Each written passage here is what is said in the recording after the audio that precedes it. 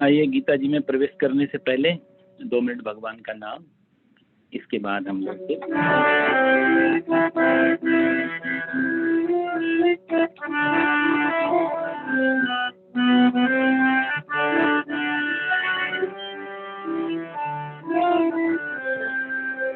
आसरा इस जहाँ का मिले ना मिले, मुझको तेरा सहारा सदा चाहिए। आसरा इस जहाँ का मिले ना मिले, मुझको तेरा सहारा सदा चाहिए। चांद तारे फलक पर दिखे ना दिखे, चांद तारे फलक पर दिखे ना दिखे, मुझको तेरा नजारा सदा चाहिए। आसरा इस जहाँ का मिले ना मिले, मुझको तेरा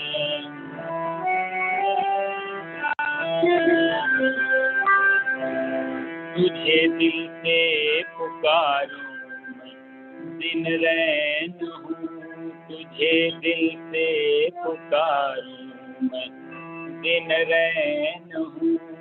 तुझसे मिलने को मैं कितना बेचैन हूँ, तुझसे मिलने को मैं कितना बेचैन हूँ। दुनिया के नजारे दिखे ना दिखे, दुनिया के नजारे दिखे ना दिखे, मुझको तेरा नजारा सदा चाहिए। आसरा इस जहाँ का मिले ना मिले, मुझको तेरा सहारा। तेरे दर पे ये सर और झुकी है नजर, तेरे दर पे ये सर और झुकी है नजर। मेरे प्रियतम तुम्हें क्यों ना होता असर, मेरे प्रियतम तुम्हें क्यों ना होता असर। मेरी महफिल में शम्मा जले ना जले, मेरी महफिल में शम्मा जले ना जले, मेरे दिल में उजाला सदा चाहिए। आसरा इस जहाँ का मिले ना मिले, मुझको तेरा सहारा। मेरी धीमी है चाल और पथ है विशाल, मेरी धीमी है चाल और पथ है विशाल। हर तरफ है मुसीबत तू ही संभाल, हर तरफ है मुसीबत तू ही संभाल। पैर मेरे थके हैं चले ना चले, पैर मेरे थके हैं चले ना चले, मुझको तेरा सहारा सदा चाहिए।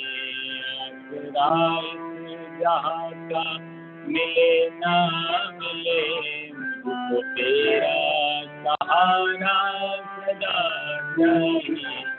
आसरा इस जहाँ का मिले ना मिले, मुझको तेरा सहारा सदा चाहिए। मुझको तेरा सहारा सदा चाहिए।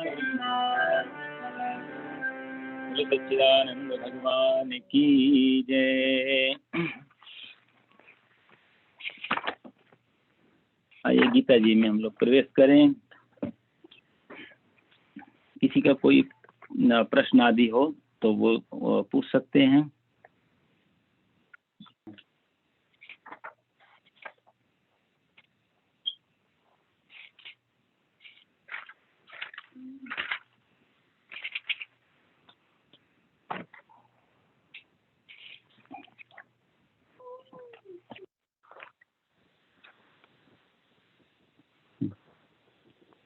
तो 14 श्लोक।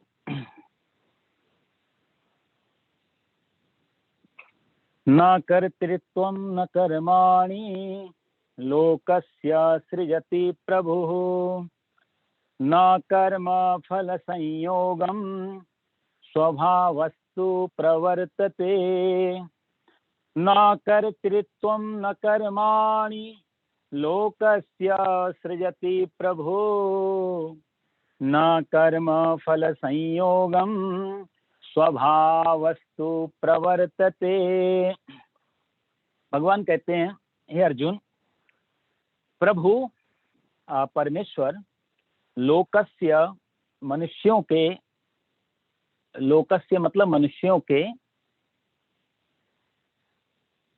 न कर्तृत्वम, न कर्तापन की, न कर्माणि, न कर्मों की, न कर्म फल संयोगम, और कहते हैं न कर्म फल के संयोग की। तीनों चीजें भगवान बताते हैं कि न मनुष्यों के कर्तापन की, न कर्मों की, न कर्म फल के संयोग की। सृजति रचना करते हैं, माने बनाते हैं, और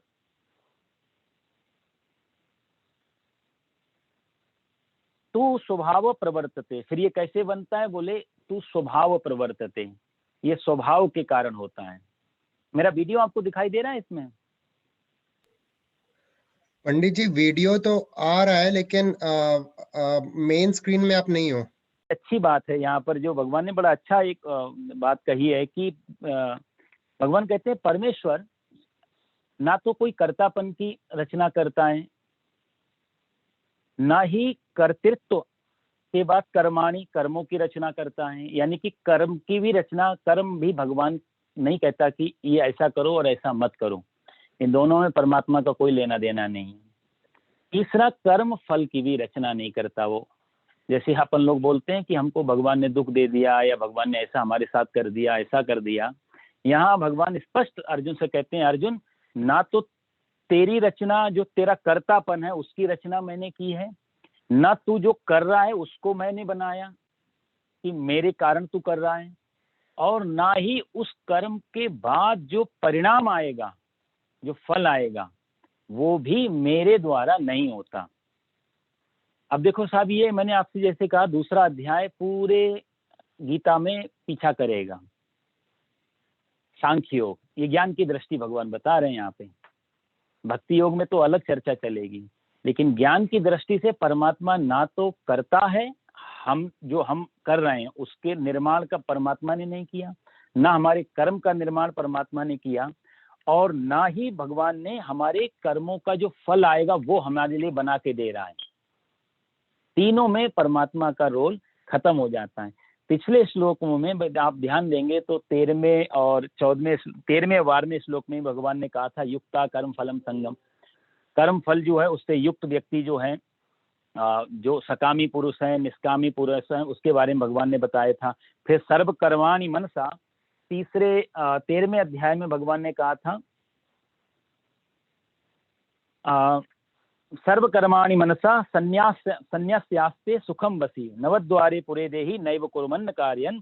ये व्यक्ति जो 9 द्वारों वाले शरीर में, पुर में संपूर्ण कर्मों का मन से त्याग करके निसंदेह न करता हुआ और करवाता हुआ सुखपूर्वक, यानी कि आदमी ऐसा सोच ले कि मैं यहाँ रह तो रहा हूँ, लेकिन यहाँ इस शरीर से जो भी हो रहा है वो मेरा, उसमें कोई रोल नहीं है, ऐसा जो सोच लेता है वो व्यक्ति सुखपूर्वक रहता है। तो भगवान ने वहां पर 13वें श्लोक में जो कर रहा है उससे भी कर्तापन छीन लिया, और यहाँ पर भगवान ने अपने आप को भी हटा लिया बीच से कि मैं भी नहीं करता हूं, और तू भी ऐसा सोच कि तू भी नहीं करता है। पहले तो अर्जुन को बोला कि तू युद्ध कर ही नहीं रहा, ये सब हो रहा है, इंद्रियां इंद्रियों में बरत रही हैं, स्वभाव स्वभाव में बरत रहा है।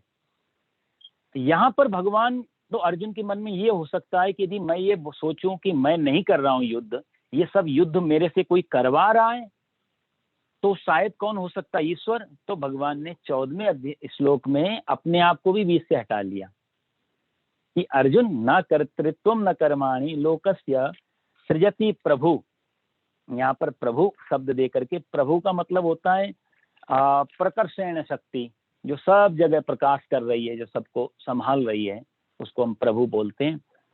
तो यहाँ पर प्रभु का मतलब कि परमात्मा, वो किसी भी रूप से इसमें इन्वॉल्व नहीं है। तो फिर है कौन? अक्सर ये प्रश्न पूरी दुनिया में दो तरीके से पूछा जाता है। आस्तिक कहता है दुनिया भगवान ने बनाई, नास्तिक बोलता है सब अपने आप बनी। यही तो सारा विवाद है सारी दुनिया में, आस्तिक और नास्तिक के बीच में। भाई सृष्टि किसने बनाई? कि आस्तिक कहेगा भगवान ने बनाई, भगवान परम पिता है, परमेश्वर हैं। नास्तिक बोलेगा नहीं, ये ऐसी बस बन गई है।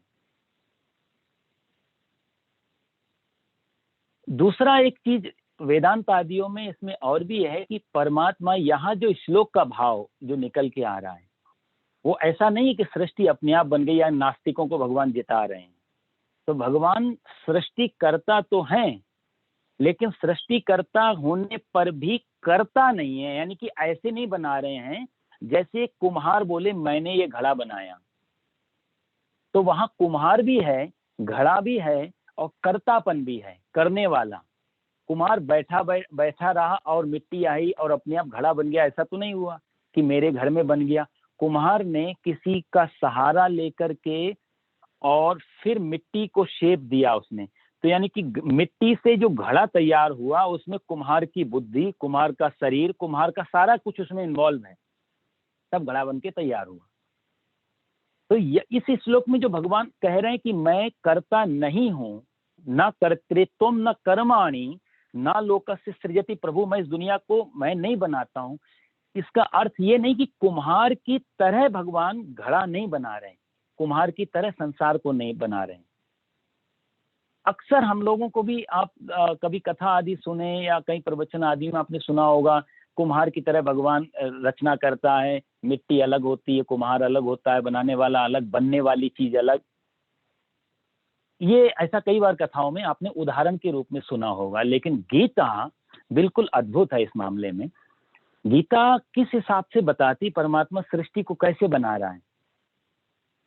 कुम्हार जब भी घड़ा बनाएगा या कोई भी मिट्टी का पात्र बनाए तो कुम्हार को कुछ चीजों की जरूरत पड़ेगी, मिट्टी की भी जरूरत पड़ेगी, और जिससे मशीन से जो भी उसका होता है चौक वगैरह जिससे वो तैयार करता है उसकी भी जरूरत पड़ेगी। कुम्हार को अकेले में छोड़ दिया जाए, उसको औजार भी ना दिए जाए, मिट्टी भी ना दी जाए और उसको बोलो घड़ा बना दो, तो घड़ा नहीं बना सकता कुम्हार, कितना ही दिमाग हो। कुम्हार कहेगा पहले सामान लाओ। भाई हम किसी आर्किटेक्ट को बुलाएं या बिल्डर को बुलाएं कि हमारी बिल्डिंग बनानी है, तो वो कहेगा ये बाद में मटेरियल तैयार करवाओ, फिर मैं आके तैयार करता हूँ लेबर लाके। बिना मटेरियल के बिल्डिंग खड़ी नहीं हो सकती। कितना ही अच्छा आर्किटेक्ट हो, कितना ही अच्छा सब कुछ सिस्टम हो, पूरा अच्छा हमारा उसके पास स्टाफ है, लेकिन मटेरियल तो चाहिए। तो इस अर्थ में ऐसे परमात्मा सृष्टि को या दुनिया को या यूनिवर्स को नहीं बनाता।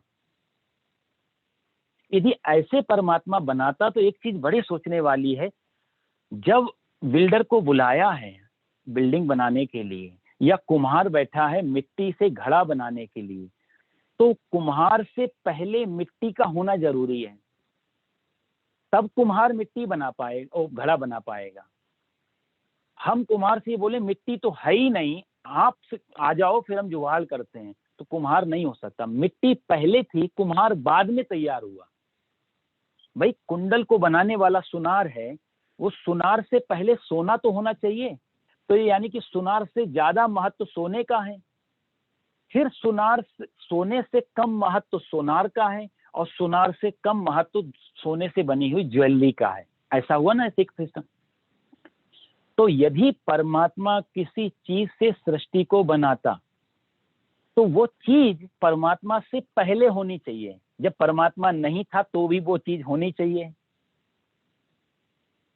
फिर इसका मतलब परमात्मा से ज्यादा महत्वपूर्ण वो सामान हो गया जिससे दुनिया तैयार कर रहा है वो, और फिर परमात्मा उस सामग्री से लेकर के दुनिया को तैयार करता है। तो ये तो अर्थ बिल्कुल अनर्थ हो जाएगा। इस अर्थ में परमात्मा कर्ता नहीं है, न कर्तृत्व न कर्माणि, क्योंकि जहां कर्तापन आएगा वहां तीन चीजें टूट जाएंगी। उसके लिए वेदांत में आता है, एक कारण होता है, एक उपादान कारण होता है, एक निमित्त कारण होता है। उपादान उसको बोलते हैं जिससे हम कोई चीज बनाते हैं। जैसे सोने से ज्वेलरी बनाएंगे तो सोना जो है उपादान कारण बनेगा। सोना से ज्वेलरी बना कौन रहा है? वो सुनार बना रहा है, तो सुनार निमित्त कारण बनेगा। और क्या बन रहा है? ज्वेलरी, तो उस ज्वेलरी कारण बनेगा। तो तीन चीजें तैयार होनी चाहिए, सोना भी होना चाहिए, सुनार भी होना चाहिए, और दोनों से बनने वाली चीज ज्वेलरी भी होना चाहिए। तब तीन चीजें। तो इस अर्थ में परमात्मा, और इसमें फिर कर्ता निकल के आता है कि किसी ने बनाया। जहां पर ना सोना है, और मजे की बात कि सोना जब है ही नहीं तो फिर ज्वेलरी है कैसी? तो ये सृष्टि के पास कोई मटेरियल से नहीं बनाई, जिसने बनाई वही बन गया। जिसने सृष्टि बनाई वो स्वयं सृष्टि बन गया, उसने कोई दूसरा पदार्थ नहीं लिया। इस अर्थ में ये बहुत गहरा अर्थ है, न कर्तृत्वम न कर्माणि। हे अर्जुन, मैं करता नहीं हूं। यदि मैं करता होता तो मेरे पास सामान होता, उससे मैं कुछ बनाता, उससे मैं कुछ तैयार करता, मेरे पास औजार भी होते, मेरे पास मटेरियल भी होता, फिर मैं कुछ बनाता। मेरे पास कुछ भी नहीं था, फिर भी ये सृष्टि बनी, तो इसका अर्थ है कि मैं ही सृष्टि बन गया। आप समझ रहे हैं बात को? सृष्टि मैं खुद बन गया। जब कोई खुद ही खुद बन जाए, अब जैसे कि हम शीशे के पास जाते हैं, यदि उदाहरण ले लें, तो शीशे में हम झांकते हैं, तो शीशे में हमारी एक शेप बन जाती है, हमारी प्रतिबिंब बन जाता है। तो बिंब कौन? हम। प्रतिबिंब कौन? शीशे में जो आकृति हमारी नजर आ रही है। अब आप ये बताएं कि वो शीशे में जो प्रतिबिंब बना वो आपने बनाया या आप खुद ही बन गए उसमें? उसको डिजाइन करने के लिए हमने क्या कुछ किया? हम जस्ट शीशे के आगे खड़े हो गए, तुरंत हमारा उसमें रिफ्लेक्शन आ गया, तुरंत हमारी एक छाई आ गई, उसमें परछाई आ गई। हमने उसको बनाया तो नहीं ना। तो जैसे शीशे में हमारा प्रतिबिंब बन गया और हम उस समय हमने कुछ किया नहीं, तो हम वहां पर कर्तापन नहीं है। शीशे में जो दिख रहा है वहां हम कर्ता नहीं है। लेकिन उसी पिक्चर को यदि हमें कैनवास पे डालना पड़े, पेपर पे ड्राइंग करना पड़े, कहीं भी ड्रॉ करना पड़े, फिर मैं कर्ता बन जाता हूं। तो शीशे में मैं खुद ही बन गया हूं, अपने आप, ऑटोमेटिक। मुझे कुछ करना नहीं पड़ा, जस्ट शीशे के सामने जाना पड़ा। परमात्मा के पास शीशा भी नहीं। मजे की बात, परमात्मा स्वयं ही शीशा है, स्वयं ही उसमें पड़ने वाली दुनिया की रूप की परछाई है, और स्वयं अपने आप ही खड़ा हुआ है। इस अर्थ में भगवान कहते हैं, देखो मजबूरी में तो भाषा की क्या है, भाषा की बहुत बड़ी कमजोरी और मजबूरी यही है कि बहुत सारे ज्ञान का जब मार्ग होता है ना, तो ज्ञान के मार्ग में भाषा बहुत वीक हो जाती है। वहां शब्दों को बोलने से अर्थ के साथ अनर्थ होने लगता है। इसलिए बड़े बड़े जो हमारे ज्ञानी या महापुरुष, बुद्ध, महावीर या कृष्ण आदि, इनकी भी बड़ी पीड़ा ये रही कि इनको बोलना तो पड़ा लेकिन बोलना नहीं चाहते थे, कि उनको मालूम शब्द देते ही वो सब बेकार अर्थ गलत निकाल सकते हैं।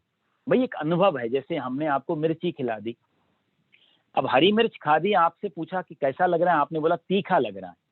अब तीखा जो शब्द है, वो शब्द में तो कोई तीखापन नहीं है। मैंने आपको तीखा शब्द फेंका आपकी तरफ, तो आपको तीखा नहीं लगेगा उससे। और आपने कभी मिर्ची नहीं खाई हो तो आप पूछेंगे साहब कैसा तीखा। तो मैं कितना ही दुनिया के उदाहरण दूं कि ऐसा तीखा, वैसा तीखा, ऐसा चटपटा, वैसा ये। आपको सारा दिन मैं समझाऊं कि तीखा ऐसा होता है, फिर भी आपको वो तीखापन नहीं फील होगा। आप शब्दों को सुनते रहेंगे, इमेजिनेशन करते रहेंगे, शायद ऐसा हो सकता है, शायद ऐसा हो।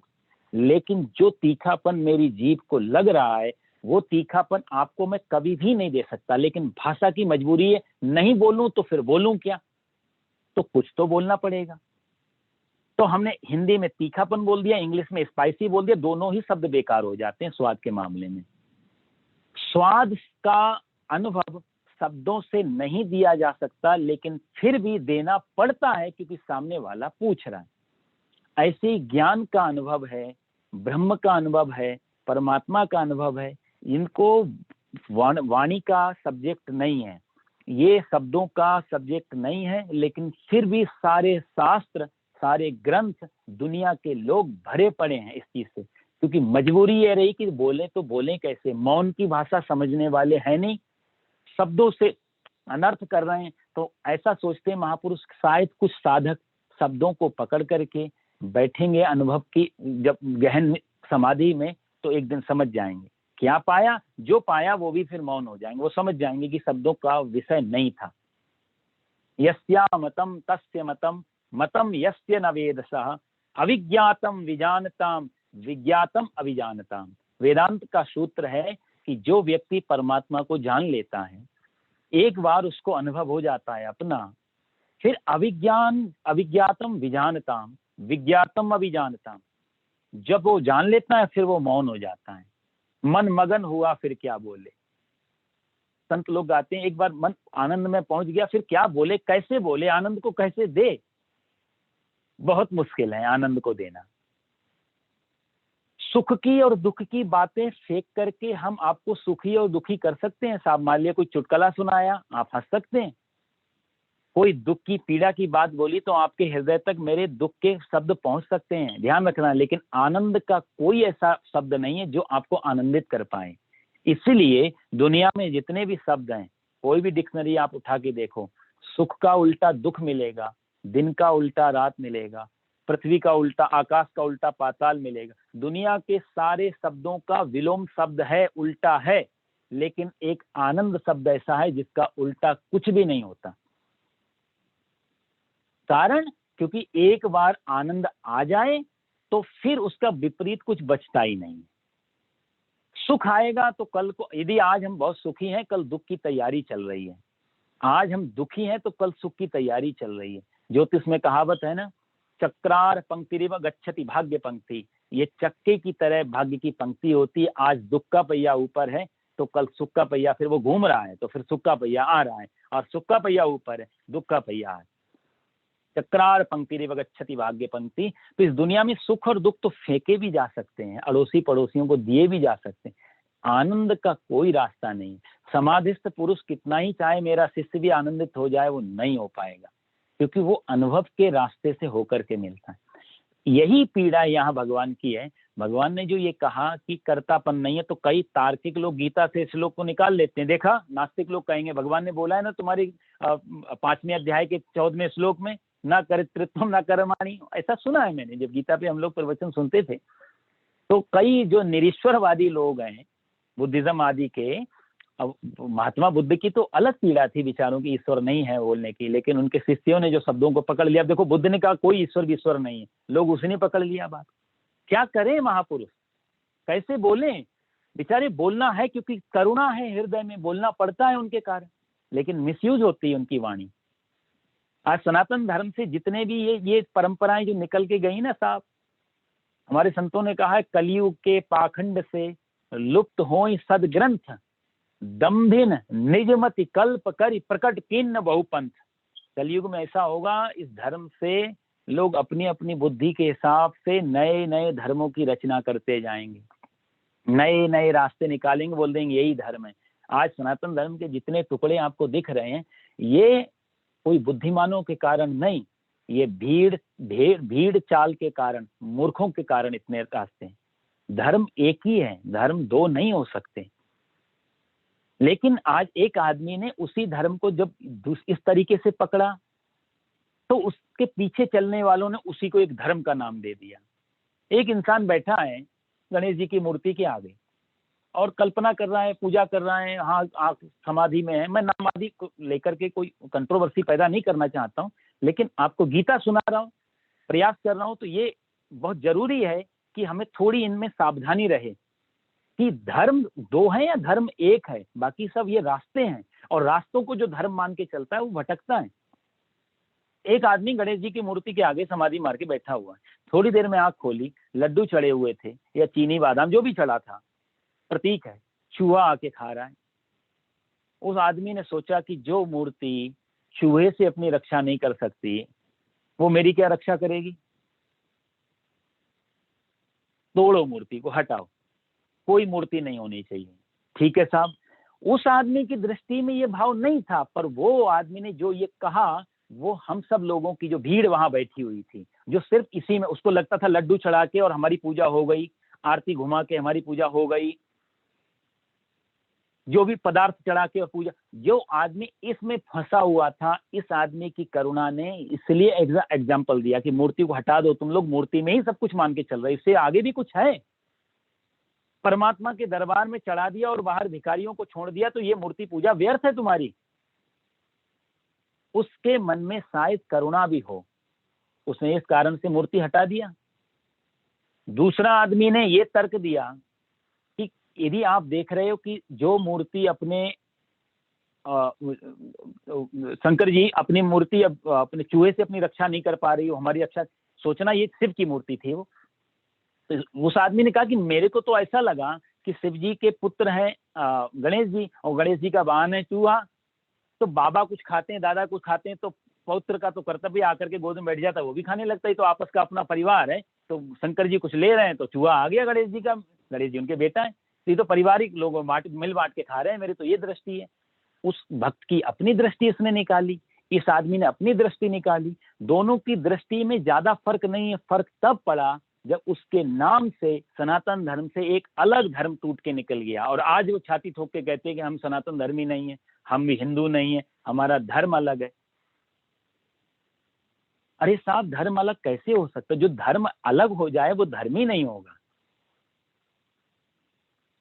भगवान इस अर्थ में इस श्लोक में जो कहते हैं, न करते तुम न कर्माणि, मैंने संसार नहीं बनाया, मैंने मनुष्य भी नहीं बनाए, मैंने मनुष्यों के कर्मों को भी नहीं बनाया, कर्मों के फल को भी नहीं बनाया। इसका अर्थ ही नहीं कि परमात्मा ये कुछ कर नहीं रहा है, इसका अर्थ इतना ही निकलता है कि परमात्मा के अलावा कुछ है ही नहीं, इसलिए उसको करने, देखो साहब, करना तो उसको पड़ता है जो कमजोर आदमी है, कमजोर को करना पड़ता है, पावरफुल को करने की कोई जरूरत नहीं पड़ती है। कहीं हमला करना है, अमेरिका को मान लिया कि इसी देश पे हमला करना है, भारत अमेरिका का राष्ट्रपति जो है, क्या वो खुद अपना AK-47 या बम लेके जाएगा? सिर्फ उसकी प्रेजेंस होनी चाहिए, पेंटागन से बात करें, इधर उधर से अपना आदेश दे और युद्ध शुरू हो जाता है। पावरफुल की, और आर्मी वाला भी बोले तुम भी ऑर्डर दे रहे हो, हम भी ऑर्डर देंगे और हमला होना चाहिए, तो उसको तो निकाल दिया जाएगा। साहब, तेरा काम है करना, मेरा काम है ऑर्डर देना।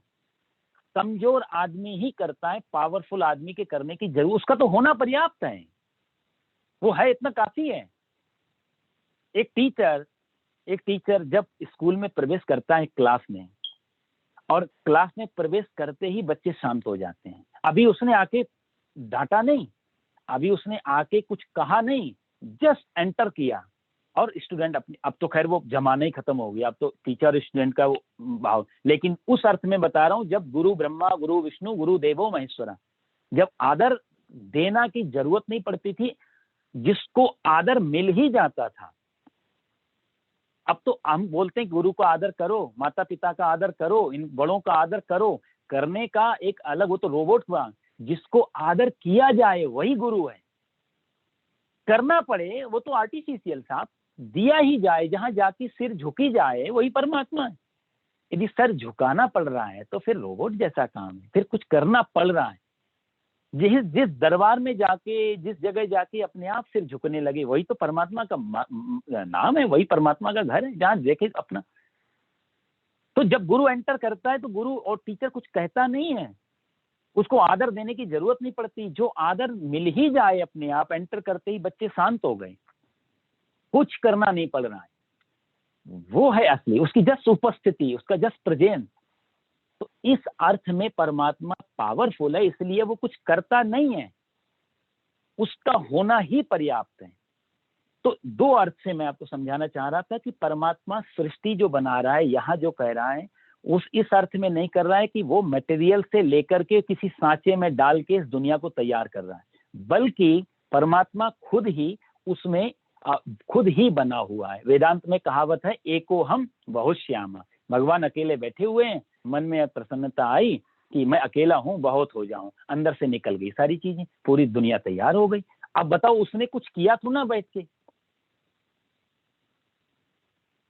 सूरज निकलता है, पौधे बड़े होते हैं, फूल खिलता है। अब हम दो अर्थ, दो मीनिंग निकाल सकते हैं। सूरज इस फूल को खिला रहा है, दूसरा अर्थ है कि सूरज निकला और फूल खिल रहा है। सूरज का निकलना ही काफी है।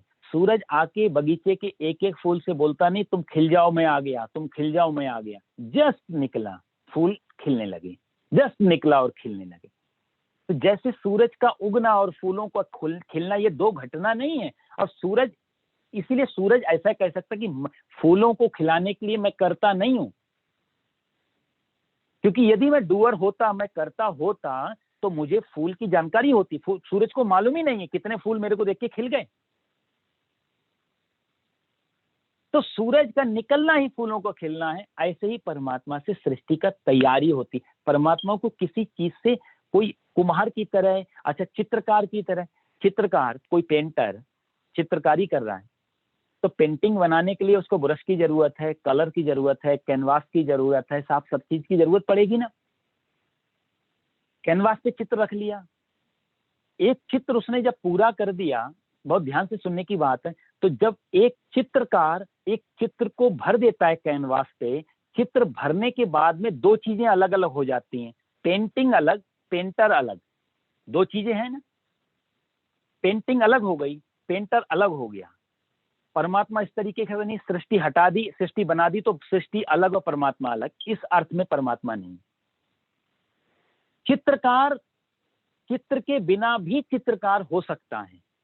मान लिया उसने अभी पेंटिंग बनाई नहीं, लेकिन बनानी आती है, तो भी वो चित्रकार तो है, पेंटर तो है। वैन गॉग जिंदा रहता, पिकासो जिंदा होता, हजारों पेंटिंग और बनाता। जल्दी मर गया, उतनी चीजें कम रह गई। लेकिन यदि वो नहीं भी बना रहा है, वैन गॉग जिंदा होना भी उसका पेंटर बने रहना है, पिकासो का जिंदा होना भी पेंटर बने रहना है, क्योंकि उसके अंदर वो प्रतिभा है। जब कभी कैनवास, कलर और उसके अंदर एनर्जी होगी, वो बना के तैयार कर देगा।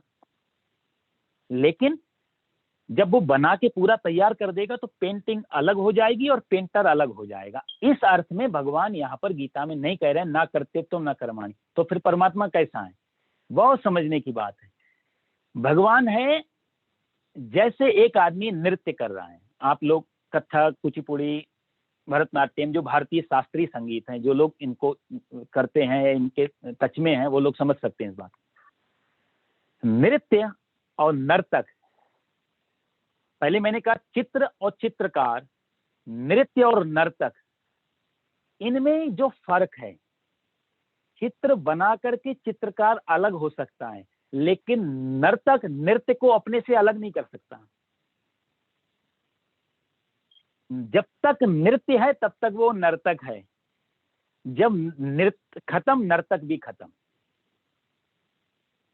भाई नर्तक जो शब्द है, नाचने वाला, वो तभी तक है जब तक वो नृत्य में है।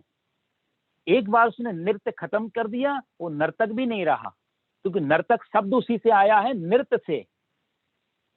तो नृत्य और नर्तक को आप अलग अलग नहीं कर सकते। चित्र और चित्रकार को अलग अलग कर सकते। चित्रकार की चित्रकारी आप चुरा सकते हैं, फाड़ सकते हैं, नष्ट कर सकते हैं, लेकिन नर्तक का नृत्य आप नष्ट नहीं कर सकते, कोई भी रास्ता नहीं। जैसे कि कहते हैं कि धन को चुरा के ले जा सकते हैं चोर, लेकिन विद्या रूपी धन को कोई नहीं चुरा सकता, वो तो अंदर है। आप गला भी काट दोगे तो भी आपने हमारा गला काटा, हमारी विद्या का नहीं। तो जैसे विद्या और विद्वान का को अलग नहीं कर सकते, नृत्य और नर्तक को अलग नहीं कर सकते, ऐसे ही परमात्मा ने सृष्टि रची है, सृष्टि और परमात्मा को दो को अलग नहीं कर सकते, दोनों एक ही में। आपने गौर किया होगा, पृथ्वी पे एक सनातन धर्म ऐसा है जिसने इसी श्लोक की कल्पना शायद की होगी और हमारे पास मूर्ति दी, जिसका नाम नटराज। नाचते हुए परमात्मा की मूर्ति सिर्फ सनातन धर्म में मिलेगी, बाकी किसी धर्म में नहीं होगी। ये नटराज की कल्पना, ये भारत के किसी महापुरुष की बहुत बड़ी कल्पना है कि परमात्मा जो सृष्टि को जो बना रहा है ना, परमात्मा और दुनिया, परमात्मा और सृष्टि का जो रिलेशन है, वो चित्रकारी की तरह नहीं, बल्कि नृत्य और नर्तक की तरह है, जो नटराज में झलक रहा है। वही नाच रहा है और वही खुद नाचने वाला भी वही, और जो नृत्य हो रहा है वो भी वही, दोनों चीजें जहां एक हो जाती। इस अर्थ में परमात्मा से दुनिया नहीं हटा सकते। तो कुम्हार की तरह जो हम लोग सुनते आते हैं कि कुम्हार की तरह भगवान ने पूरी दुनिया को बनाया, अंदर हाथ सहारी दे, बाहर मारे चोट, संभाल भी रहा है, चोट भी कर रहा है, दंड भी दे रहा है। इस अर्थ में परमात्मा कह, यहाँ भगवान श्री कृष्ण तो बहुत स्पष्टवादी हैं, कोई मक्खन लगाने की बात नहीं, अर्जुन से जो सही होता है उसको बोल देते हैं।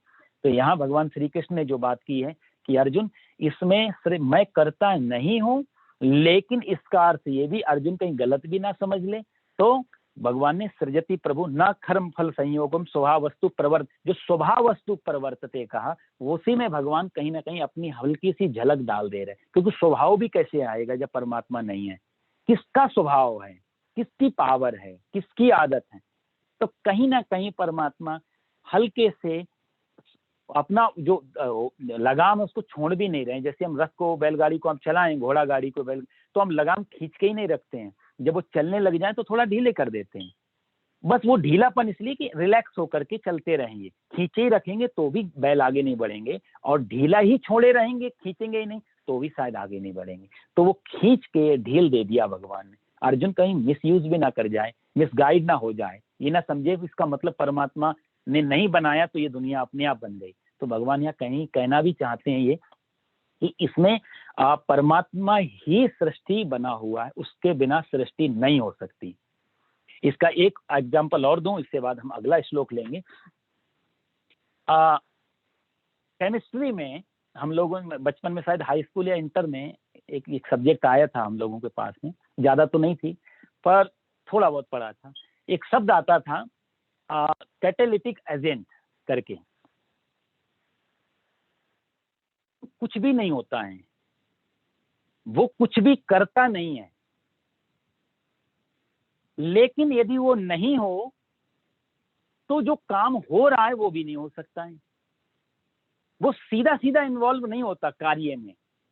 जैसे कारों में भी अब तो लगता है, जो कारों का जो होता है वो एक्सीलेटर का जो गैस बाहर जाती है, क्या बोलते हैं, वहां पर भी लोग लगाते हैं। मैं पढ़ रहा था एक दिन कि कैटालिटिक कन्वर्टर लगाते हैं वहां पे, हाइड्रोजन न्यूट्रोजन जो भी गैसें बाहर निकलती हैं उनको वो उसमें से होकर जब जाती है कन्वर्टर से तो अलग अलग टूट जाती हैं।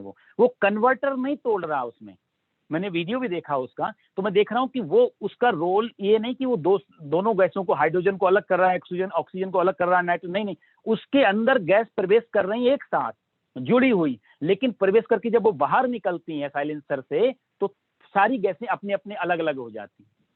तो जैसे कैटालिटिक कन्वर्टर कन्वर्ट भी नहीं करता, कन्वर्टर भी नाम देना उसका गलत है, उसके साथ अन्याय है। सिर्फ उतना होना, जैसे हाइड्रोजन और ऑक्सीजन को मिलाकर हमारे पास पानी बना है। अब तो सब लोग जानते हैं इस बात को। पानी को यदि हम तोड़ देंगे तो हमारे हाथ में दो चीजें मिलेंगी, एक ऑक्सीजन मिलेगी, एक हाइड्रोजन मिलेगा। दो के अलावा तीसरी कोई चीज नहीं है, हाइड्रोजन ऑक्सीजन है। लेकिन यदि हम हाइड्रोजन ऑक्सीजन आपको दे दें और आपसे बोले आप पानी बना के दे दो, तो आप हाइड्रोजन ऑक्सीजन को मिलाएंगे तो पानी नहीं बनेगा। अब तो वैज्ञानिक बोलते हैं हाइड्रोजन ऑक्सीजन के बिना पानी नहीं बन सकता है, लेकिन हाइड्रोजन ऑक्सीजन को मिला के भी पानी नहीं बनेगा। कब तक? जब तक कि उसमें बीच में इलेक्ट्रिसिटी ना आ जाए। उनके बीच से यदि विद्युत का प्रवाह नहीं होगा तब तक वो हाइड्रोजन ऑक्सीजन नहीं मिलेंगे। तो इसका अर्थ है हाइड्रोजन और ऑक्सीजन को मिला करके जो पानी की प्रक्रिया पूरी हुई उसमें इलेक्ट्रिसिटी बीच में आई, लेकिन फिर से पानी को तोड़ो तो हमारे हाथ में फिर दो ही चीजें लगेंगी, या तो हाइड्रोजन और ऑक्सीजन। इलेक्ट्रिसिटी फिर भी नहीं मिलेगी उसमें। तो इसका अर्थ है कि इलेक्ट्रिसिटी ने हाइड्रोजन ऑक्सीजन को पानी बनाने में सहयोग तो किया, लेकिन कर्तापन जैसा संयोग नहीं, उसने कुछ किया नहीं। सिर्फ उसकी प्रेजेंस रही, सिर्फ उसका उपस्थिति रही कि वो है और ये दोनों मिलकर के पानी बन रही। इस अर्थ में परमात्मा कहता है कि जब वो सृष्टि बनाता है तो ऐसे नहीं जैसे वो कुछ कर रहा है, बस वो है, प्रेजेंस है, उसके बिना कुछ भी होगा नहीं, लेकिन वो फिर करता भी कुछ नहीं। सिर्फ उसकी प्रेजेंस, उसका होना, उसकी उपस्थिति सृष्टि को तैयार कर देती है। आप देखो तो श्रीमद् भागवत कथा आपने यदि सुनी हो तो उसमें कहते हैं 18,000 श्लोक हैं, 12 स्कंद हैं, 335 चैप्टर है उसमें, अध्याय। जब भागवत का जब ये रचना नहीं हुई थी तो भागवत सिर्फ 4 श्लोकों में थी, जिसको हम बोलते थे चतुश्लोकी भागवत। तो वो चतुश्लोकी भागवत में ही, यानी कि 4 श्लोकों को एक्सप्लेनेशन, उसी की सारी व्याख्यात्मक रूप से 18,000 श्लोक तैयार किए व्यास जी ने। वो जो 4 श्लोक हैं, वो यदि वो समझ में आ जाए तो 18,000 श्लोक समझ में आ जाते हैं ऑटोमेटिक, क्योंकि उसी के पेट से निकले हैं 18,000 श्लोक। इतने महत्वपूर्ण 4 श्लोक हैं। वो नारायण ने ब्रह्मा को दिए, ब्रह्मा ने नारद जी को दिए, नारद जी ने व्यास जी को दिए, व्यास जी ने सुखदेव जी को दिए, सुखदेव ने परीक्षित, इस तरह करके ये सब चला परंपरा से।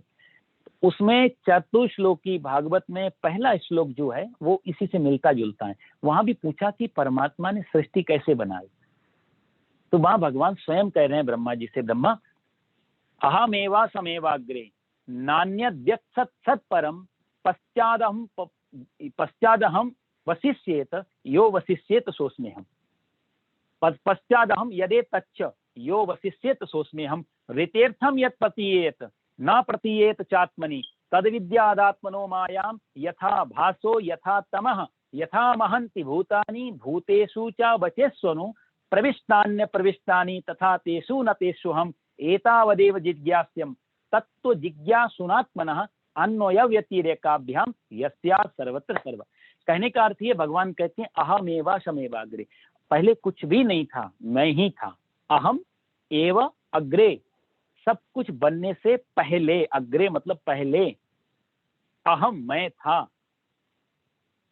अहम में एवा समेवाग्रे नान्यद्यत् सत्, सत कुछ भी नहीं, न सत था न असत था, न दुनिया थी न आकाश था, कुछ भी नहीं। पश्चात अहम, इसके बाद मेरे मन में आया एको हम बहुत श्यामा, मैं अकेला हूं और बहुत हो जाऊं। जैसे ये मन में आया तुरंत कहते हैं, भक्त लोग कहते हैं वो विराट स्वरूप जरा सा मुस्कुराया और मुस्कुराने से सृष्टि पैदा हो गई। जरा सा गंभीर हुआ, सृष्टि का पालन हो गया। जरा सा उसने अपनी आंखों को तिरछा किया, जरा सा पूरी सृष्टि उसी में आकर के समा गई। तो सृष्टि सृष्टा दो नहीं है, एक ही है। कई बार लोग तर्क आप लोगों के मन में भी आ सकता है कि इतनी बड़ी सृष्टि, पेड़ पौधे जंगल पहाड़, ये तो साहब हमारी आंखों से हमें कुछ दिख रहा है। आज यूनिवर्सल, हम ग्लोबल वर्ल्ड में रह रहे हैं, तो हम अमेरिका, हिंदुस्तान, पाकिस्तान सब देख पाते। पहले तो इतनी लंबी यात्राएं भी नहीं थी। अभी भी हमसे बहुत कुछ छूटे हुए हैं, ऊपर की गैलेक्सी हैं, क्या क्या है, ये तो छोटी मोटी चीज है। हमारी गैलेक्सी में पता नहीं कितनी आकाश गंगाएं हैं, कितना कुछ भरा पड़ा है। तार्किक आदमी कह सकता है कि इतना सब कुछ उसके अंदर से कैसे निकल सकता है, यदि है ही नहीं तो। बिना मटेरियल के कैसे, बिना मटेरियल के देख सुई नहीं बन सकती, इतनी बड़ी सृष्टि। तो उसके लिए भगवान ने पहले से उत्तर रखा है। उसको मालूम था कलयुग में तार्किक लोग होंगे, जिज्ञासु श्रद्धालु कम होंगे, तार्किक ज्यादा होंगे। उसने अपनी सृष्टि में ही एक जीव ऐसा बनाया जो हमारे लिए बहुत बड़ा उदाहरण है, सबके घरों में होता है वो जीव, और वो है मकड़ी। आप देखो, मकड़ी को जाला बनाने के लिए कहीं से कपास, धागा कुछ लाना नहीं पड़ता।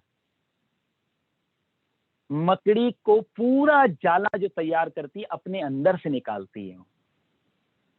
आप देखते हो कई बार ऊपर से छत से नीचे गिरती रहती है, धागा छोड़ती रहती और नीचे आती रहती, और कोई नीचे छेड़ दे तो उसी धागे को वापस अपने पेट में डालती रहेगी और ऊपर चढ़ जाएगी।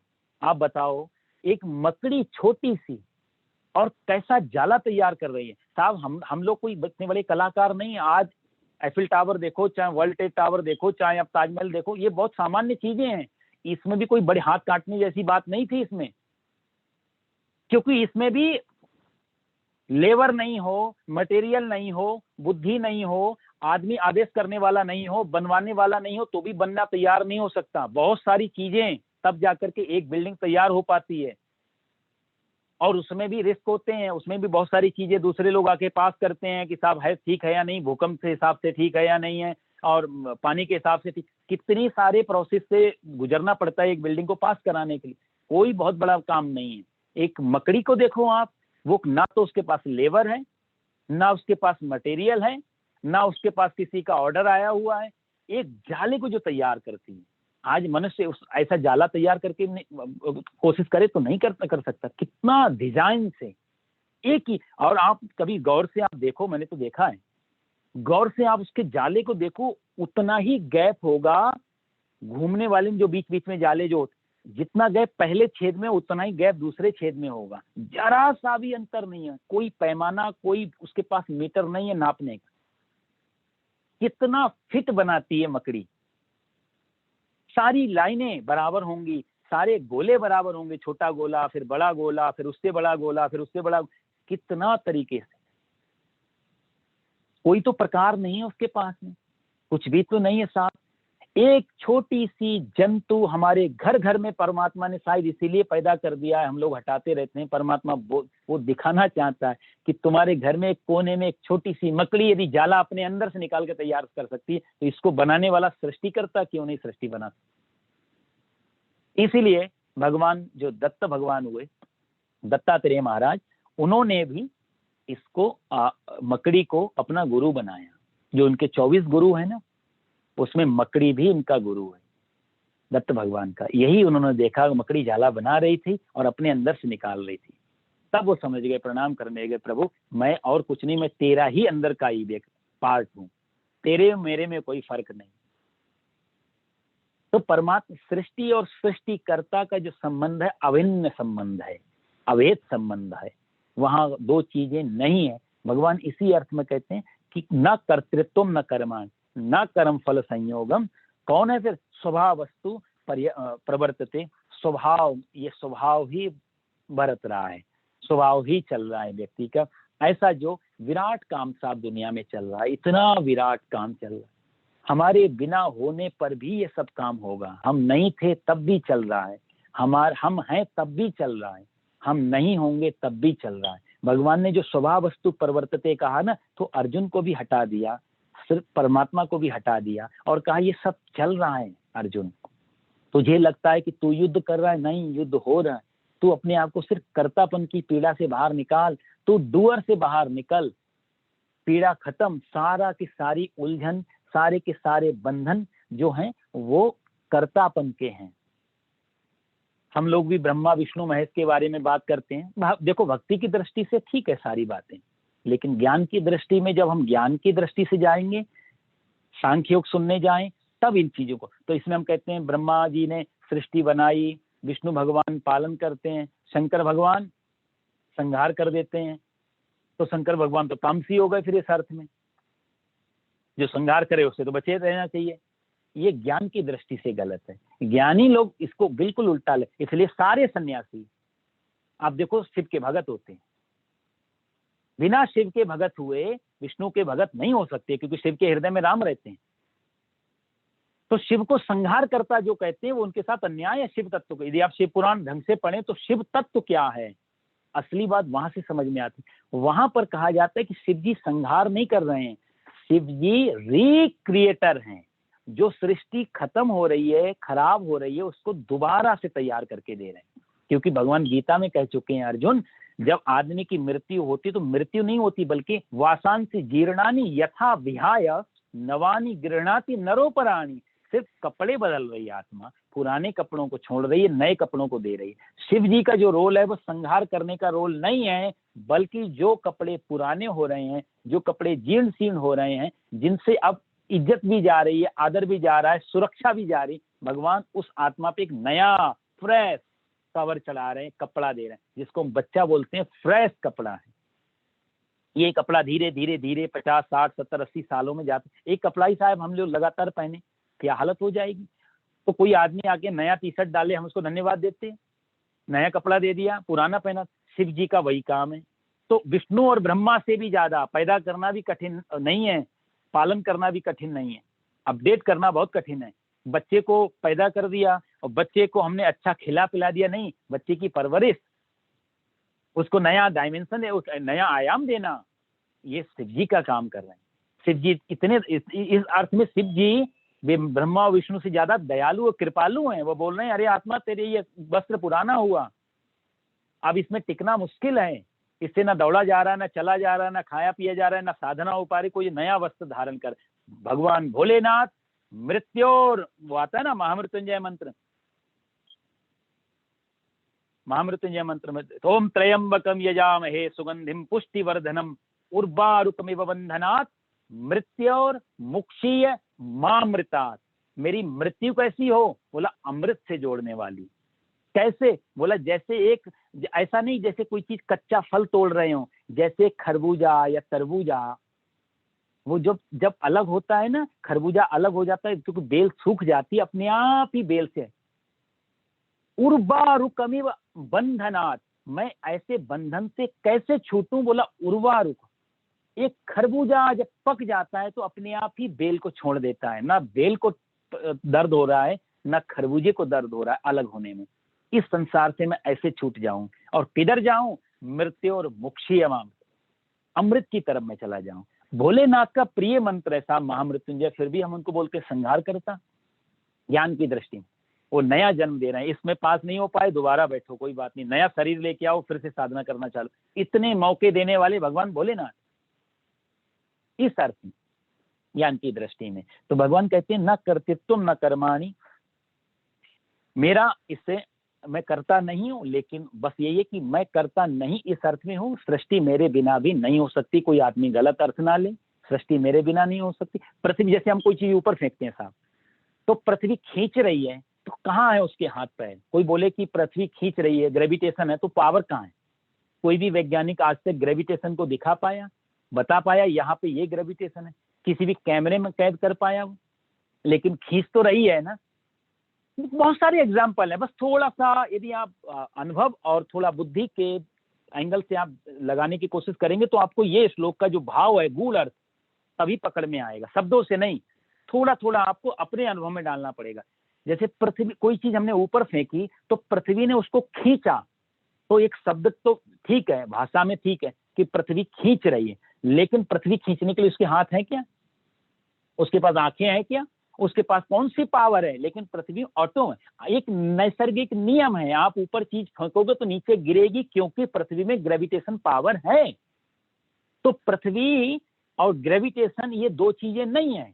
यदि दो चीजें होती तो आज हम ग्रेविटेशन को पृथ्वी से अलग कर लेते हैं, एंटी ग्रेविटेट कर देते पृथ्वी को।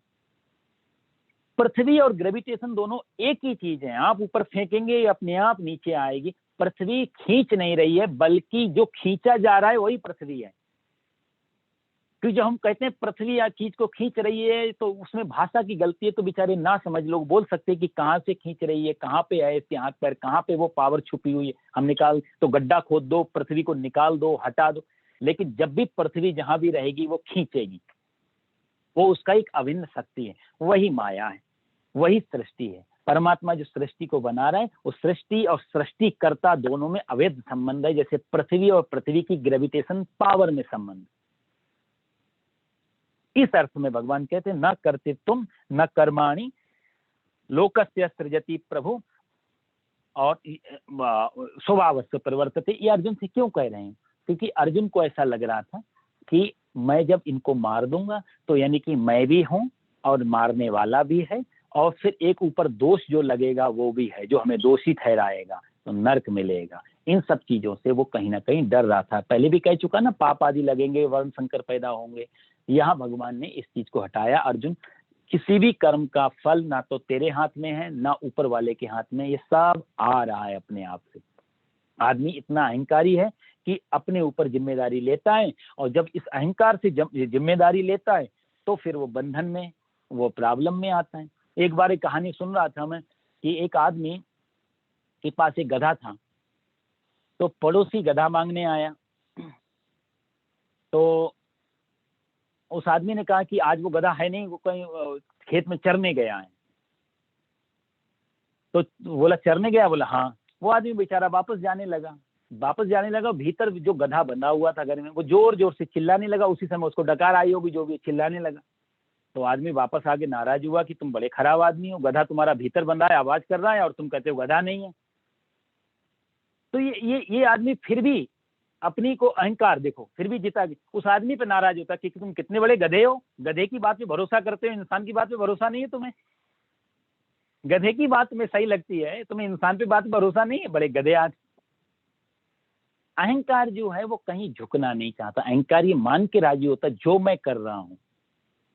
अब जब आदमी मैं को बीच में लाता है, यहाँ भगवान इस श्लोक में बीच से मैं को हटाना चाह रहे हैं, और इतनी करुणा है कि इन्होंने अपने आप को भी हटा लिया है यहाँ बीच से। अर्जुन जब ऐसा प्रकृति में आ जाता है तो स्वभाव वस्तु प्रवर्तते, ये जो स्वभाव, ये अविद्या के कारण, और सही में ऐसा हो भी नहीं रहा। जब ज्ञान की दृष्टि में से जाते हैं तो ये सब खेल हो जाते हैं। सब एक तरीके से, यहाँ फिर कुछ बचता नहीं, सब खेल। जैसे लहर, सागर आप लोग देखने जाओ तो समंदर किनारे आप जब बैठते हैं तो आपको समंदर कभी मिले बड़ा मुश्किल है। समंदर के ऊपर जो लहरें हैं वो लहरें ही दिखाई देती हैं। असली समंदर लहरें नहीं है, लहरों के भीतर जो शांत है, जो गंभीर है, वो है समंदर। तो हम समंदर में जब जाते तो समंदर की लहरें देख के समंदर समझ लेते हैं। हाँ ये है, लहरें बिना समंदर के नहीं हो सकती, लेकिन समंदर बिना लहरों के हो सकता है। सृष्टि बिना परमात्मा के नहीं हो सकती, लेकिन बिना परमात्मा की सृष्टि नहीं हो सकती। तो लहरें ऊपर जो दिखाई देती हैं, दिखाई तो देती हैं साहब, लहरें हैं, आवाज है, शेप है, सब कुछ तो है। तो हम कहें बिल्कुल लहरें अलग समंदर अलग, यही मूर्खता रहती है सृष्टि और सृष्टिकर्ता के बीच में। तो जैसे सागर और लहर का संबंध है, गिरा अर्थ समबीच सम कहियत भिन्न न भिन्न। गोस्वामी जी रामचरितमानस में कहते हैं कि वाणी और वाणी का अर्थ ये दो चीजें नहीं है, एक ही बात है। गिरा अर्थ जलबीच सम। गिरा मतलब वाणी, जवान जो हम भाषा बोल रहे हैं, गिरा और अर्थ, गिरा मतलब वाणी, अर्थ मतलब उसका मीनिंग, ये दो चीजें नहीं है। कैसे नहीं है? बोला गिरा अर्थ जल बीच सम। जल और बीची मतलब तरंग, जल और तरंग जैसे दो चीजें नहीं है। लेकिन भाषा की कमजोरी, मैंने कहा दो देना पड़ेगा कि जल के ऊपर जो उठा उसको हम कुछ तो बोलेंगे, जली बोलेंगे तो समझ में कैसे आएगा। तो हमने एक नया नाम दिया तरंग। हालांकि तरंग बिना जल के नहीं हो सकती है और बिना जल से भी नहीं बनी है, जल ही है जो ऊपर नीचे हो रहा है, पर हमने जैसे तरंग शब्द दिए। ऐसे ही परमात्मा है, गिरा अर्थ जल बीच सम कहियत भिन्न न भिन्न। जैसे कि ऐसे ही सृष्टि और सृष्टिकर्ता दोनों एक ही हैं। इसलिए भगवान कहते हैं अर्जुन, यहाँ पर मैं भी करता नहीं हूं, तू भी करता नहीं है, दोनों ये सृष्टि चल रही है। अभी भगवान ने ये प्रतीक रूप में ये चीजें दी हैं इसको। आगे स्वभाव जो अंतिम में भगवान कहते हैं ना, स्वभाव वस्तु परिवर्तते, इसको भी आगे हटाने वाले हैं। ये प्रीवियस चरण है साहब, शुरुआत है ना अर्जुन की। क्योंकि अर्जुन पहले कर्मों के बारे में पूछने लग गया, भयंकर कर्म में क्यों लगा रहे हो, संन्यास में क्यों नहीं भेज रहे। तो भगवान समझ गए कि अभी इसको दूसरा अध्याय समझ में आया नहीं, तीसरे में भी कंफ्यूज है, चौथे में भी ये हिला डोला है, पांचवें में क्वेश्चन कर रहे हैं। फिर से का से कबूतर, गा से गधा, ऐसा शुरू कर रहे हैं। हम लोग भी जब पढ़ते हैं शुरू में, तो आप देखो जो हम लोग बचपन में पढ़ते थे, तो काखा गागा जो अल्फाबेट की किताब होती थी, उसमें आता था ग से गधा, तो गणेश, बचपन में ग से गणेश। अब की किताबों में देखते हैं तो बच्चों को पढ़ाया जाता है ग से गधा। तो मैंने पूछा ये ऐसा क्यों, हमारी किताब में तो ग से गणेश हुआ करता था। तो बोला नहीं, अब सेकुलर गवर्नमेंट है ना, वो नहीं चाहती किसी की भावनाएं आहत हों, तो ग से गणेश बोल के जो है किसी की भावनाएं आहत हो सकती हैं। तो देखो साहब, गणेश से भावनाएं, गधा तक ठीक है। जहाँ इतनी छोटी सोच हो कि ग से गणेश बोलने से हमारा धर्म खराब हो जाएगा, ग से गधा चल जाएगा, गधा से वो समझौता कर सकते हैं लेकिन गणेश से नहीं। इतने हल्के लेवल पे हम लोग जीते हैं साहब। एक आदमी नाव में बैठा हुआ है, सन्यासी, और सन्यासी नाव, एक आदमी जो मल्लाह था नाव को चला रहा था। तो सामने से एक नाव आ रही थी, उस बेचारे का ध्यान कहीं और था, तो उसकी नाव इसकी नाव से टकरा गई। इसकी नाव से टकराई तो ये नाविक उस नाविक को बहुत गालियां देने लगा, उल्टी सीधी भाषा बोलने लगा। वो बेचारा सीधा साधा आदमी क्षमा मांगी, वापस चला गया। ये आदमी का क्रोध शांत नहीं। आगे गया तो आगे कोई सी नदी में कोई बड़ा सा पत्थर पड़ा हुआ था, उस पत्थर से टकराई वही नाव। तो पत्थर से टकराई तो उस आदमी ने देखा ये पत्थर है, उसने अपना चप्पू लेकर के और नाव की दिशा मोड़ दी, दूसरी तरफ ले जाने लगा। सन्यासी ने उस नाविक से पूछा कि अभी थोड़ी देर पहले तेरी नाव उस आदमी की नाव से टकराई, तूने उसको इतनी गालियां दी, इतना क्रोध किया, ये पत्थर में से भी तेरी नाव टकराई, तूने इसको तो कुछ भी नहीं कहा। तो वो नाविक बोला क्या बात करते हो आप, वो तो इंसान था इसलिए उसको गालियां दी, पत्थर को गाली देके मैं पागल हूं जो मैं पत्थर को गाली दूं। तो सन्यासी ने बड़े करुण भाव से कहा कि कितने तुम पत्थर दिल हो, एक पत्थर को माफ कर देते हो, इंसान को माफ नहीं कर सकते।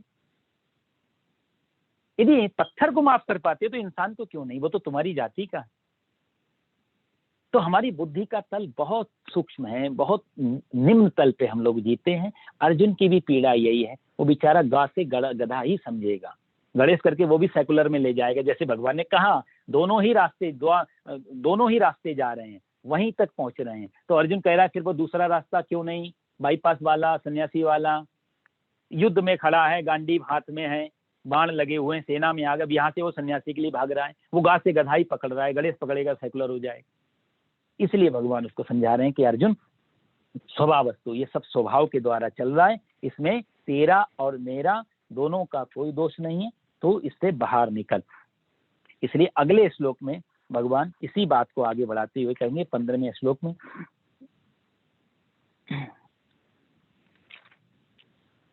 ना दत्ते कस्यचित् पापम ना चैव सुकृतं विभुः अज्ञानेनावृतं ज्ञानम तेन मुह्यन्ति जन्तवः। भगवान कहते हैं अर्जुन, विभु का मतलब होता है सर्वव्यापक, सब जगह जो रहे, सर्वव्यापी परमात्मा न कस्यचित् पापम, किसी के पाप कर्म को या अशुभ कर्म को, ना सुकृतम, सुकृत बोलते हैं अच्छे कर्मों को यानी कि पुण्य कर्म को, शुभ कर्म को, एव आदत्ते ग्रहण करता है। ना तो भगवान किसी के पापों को ग्रहण करता है, ना सुकृतम, ना अच्छे पुण्यों को ग्रहण करता है। तो फिर क्या होता है, बोला अज्ञानेन ज्ञानम आवृतम, अज्ञान से ज्ञान, आवृत मतलब ढका हुआ है, आवरण मतलब उसने उसको कवर कर लिया है, ज्ञान को, अज्ञान ने ज्ञान को कवर कर लिया है। तेन जंतवा मुह्यन्ति, इसलिए सारे जंतु मोह में फंसे हुए हैं। इस श्लोक में भगवान ने मनुष्यों को 2-3 शब्द पकड़ने जैसे हैं इसमें। यह भगवान कहते हैं तेन मुह्यन्ति जंतवः, जंतु कहाँ है? जंतु यानी कि क्या जंतु हो तुम, नहीं जंतु, जीव, पशु पक्षी, इनको जंतु कहा जाता है। यहाँ भगवान ने कहीं ना कहीं फटकार लगाई है इंसानों के लिए, डांट लगा रहे हैं, एक ताना सा मार रहे हैं भगवान। तेन मुह्यन्ति, यानी कि इसका अर्थ ये भी है जो मोह में फंसा हुआ वह जंतु ही है, कहीं ना कहीं ये भी कहना चाहते हैं भगवान। ज्ञानियों को जंतु नहीं कहेंगे, उन्होंने कहा तेन मुह्यन्ति जंतवा, जो मोह में फंसा हुआ है वो जंतु है। और साहब हमने पशु जो शब्द दिया ना, एनिमल को हम लोग हिंदी में या संस्कृत में पशु बोलते हैं। आपने कभी गौर किया, हमारी भाषा इतनी अच्छी है, इस भाषा में जो भी शब्द दिया जाता है ना, उसके पीछे में गहन एक अर्थ होता है, तभी हम कोई शब्द बना के तैयार करते हैं। पशु क्यों कहते हैं एनिमल को? पशु का मतलब होता है पाश, पाश का मतलब होता है रस्सी, जो किसी पास में बंध करके चले, जो किसी कंट्रोल की रस्सी में बंध के चले, जिसके गले में रस्सी पड़ी रहे, पाश पड़ी रहे, वो पशु। ये इन हमारे को भी पशु ही तुलना की गई। नीति शास्त्र में एक श्लोक आता है, मैं पहले भी आपको सुनाया, आहार निद्रा भय संततित्वम सामान्य में तत् पशुभिर नराणाम ज्ञानम ही तेसाम अधिकम विशिष्टम ज्ञानेन हीना पशु भी समानः। कहते हैं आहार माने भोजन करना, निद्रा मतलब सोना, आहार निद्रा भय मरने से डरना, आहार निद्रा भय संतित्व या मैथुनम चा, दोनों एक ही बात है, संतान पैदा करना, बच्चे पैदा करना, ये चारों चीजें, आहार निद्रा भय संतित्व, चारों पशु भी समानः, मनुष्य में और पशुओं में, जानवरों में और इंसानों में चारों चीजें बराबर होती हैं। और ये हम आप लोग कभी भी देख सकते हैं, प्रैक्टिकली देखें आप, ये चारों चीजें हम में और मनुष्यों में एक जैसी है। भूख भी लग रही है, सो भी रहे हैं, आराम भी फरमा रहे हैं, डर भी रहे हैं, संतान भी पैदाएं हो रही हैं, सब चीजें। बोला इसमें कोई रॉकेट साइंस नहीं है, ये कोई बड़ा काम नहीं कर लिया इंसान ने, ये तो कोई भी कर सकता है।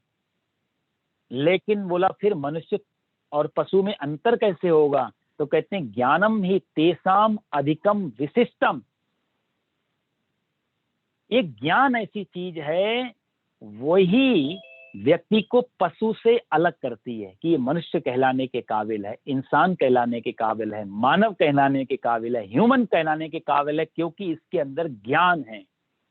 और जिस व्यक्ति के अंदर ज्ञान नहीं होता, ज्ञानेन हीना पशुभिः समाना, ज्ञान से हीन व्यक्ति पशु के समान है। और ज्ञान क्या, ये नहीं कि जो सांसारिक ज्ञान है उसका भी हमारे शास्त्र, उसके ज्ञान की बात, वो तो एक नॉलेज है, उससे ठीक है रोटी पानी चल सकता है, धंधा पानी चलेगा साहब जीवन, क्योंकि वो कोई ऐसी चीज नहीं है जो हमारे मरने के बाद भी का ज्ञान, आत्मज्ञान।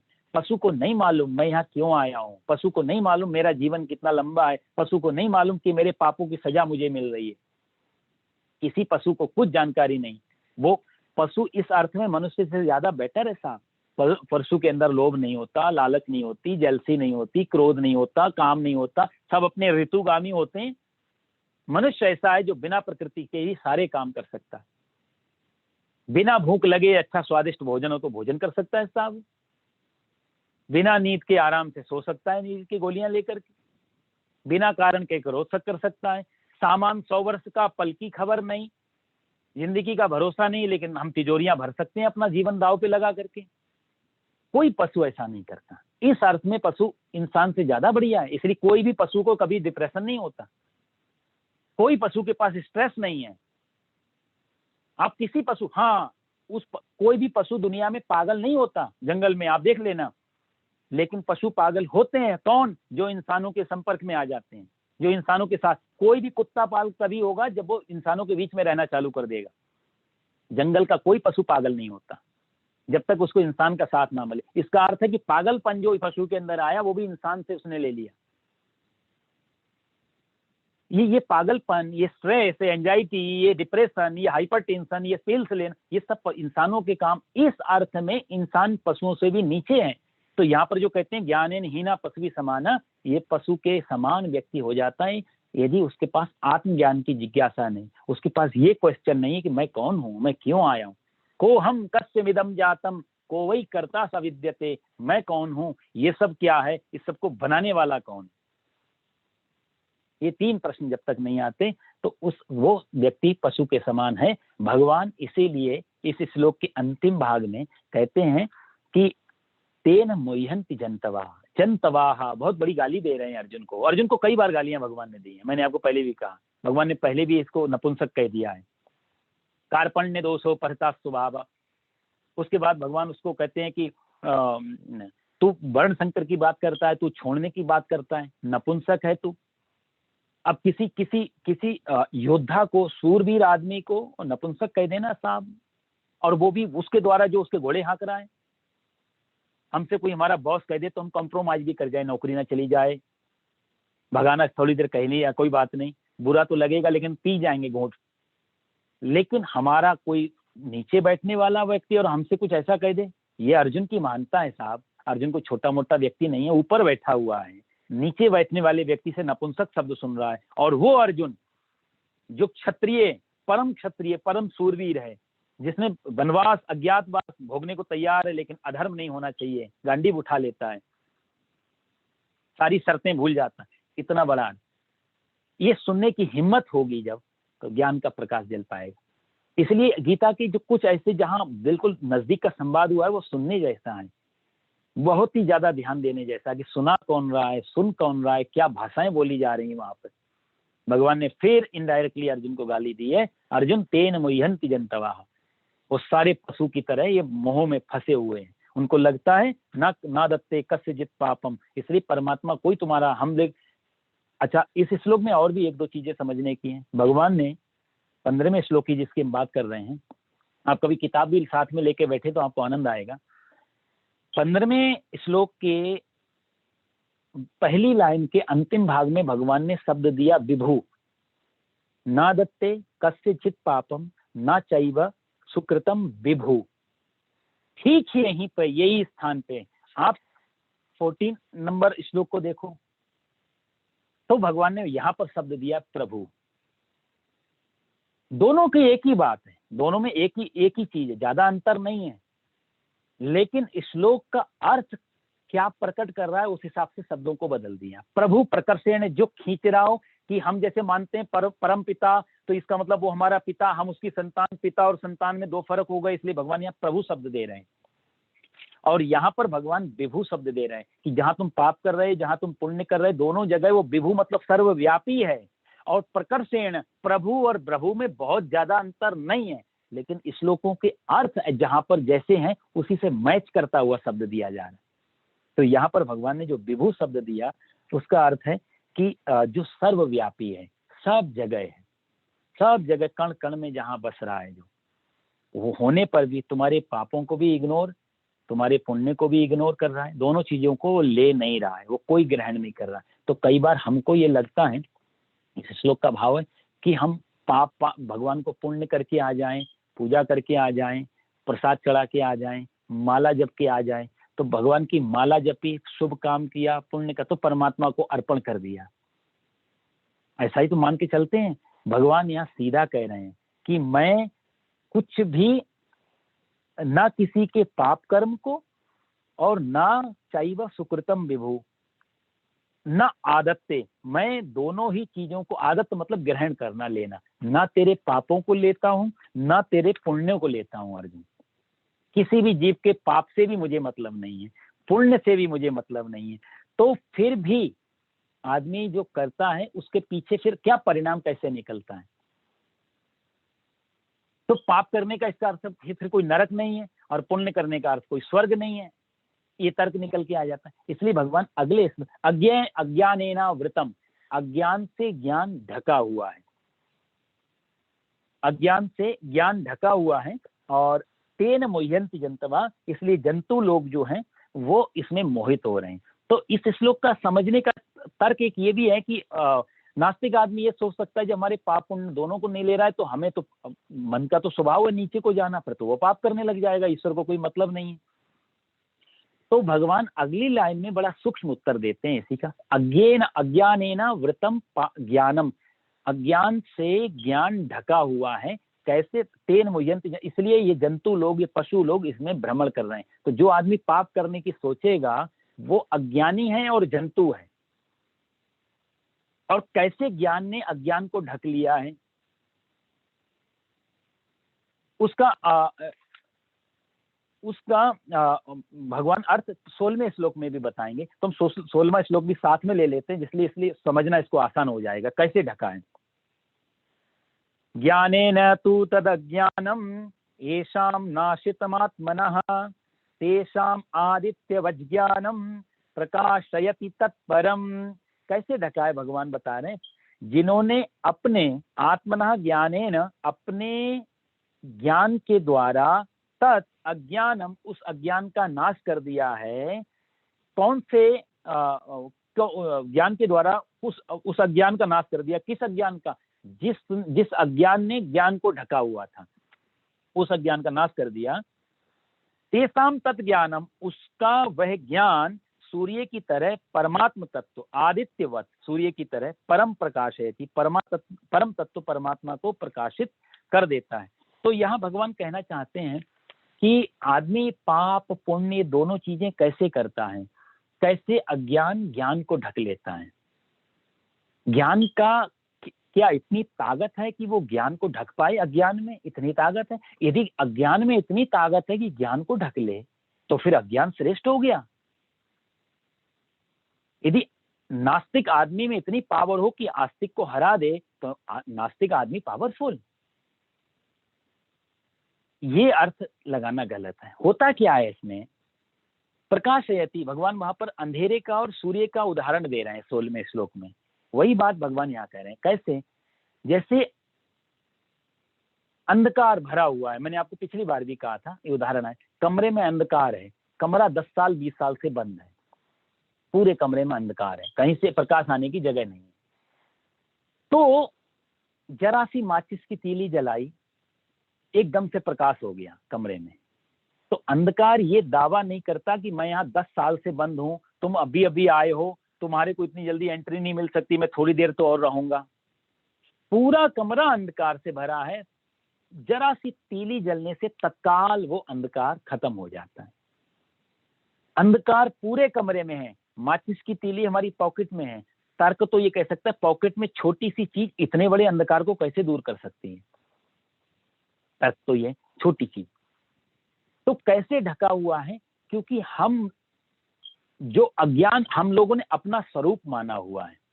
माचिस की तीली हमारे पास है, अब माचिस मान ले लाइटर या माचिस जेब में पड़ी हो, प्रकाश करने की क्षमता उसके अंदर है लेकिन बंद पड़ी है, उसको हम जला नहीं रहे हैं। यदि वो बंद पड़ी है तो वो फिर प्रकाश नहीं कर सकती।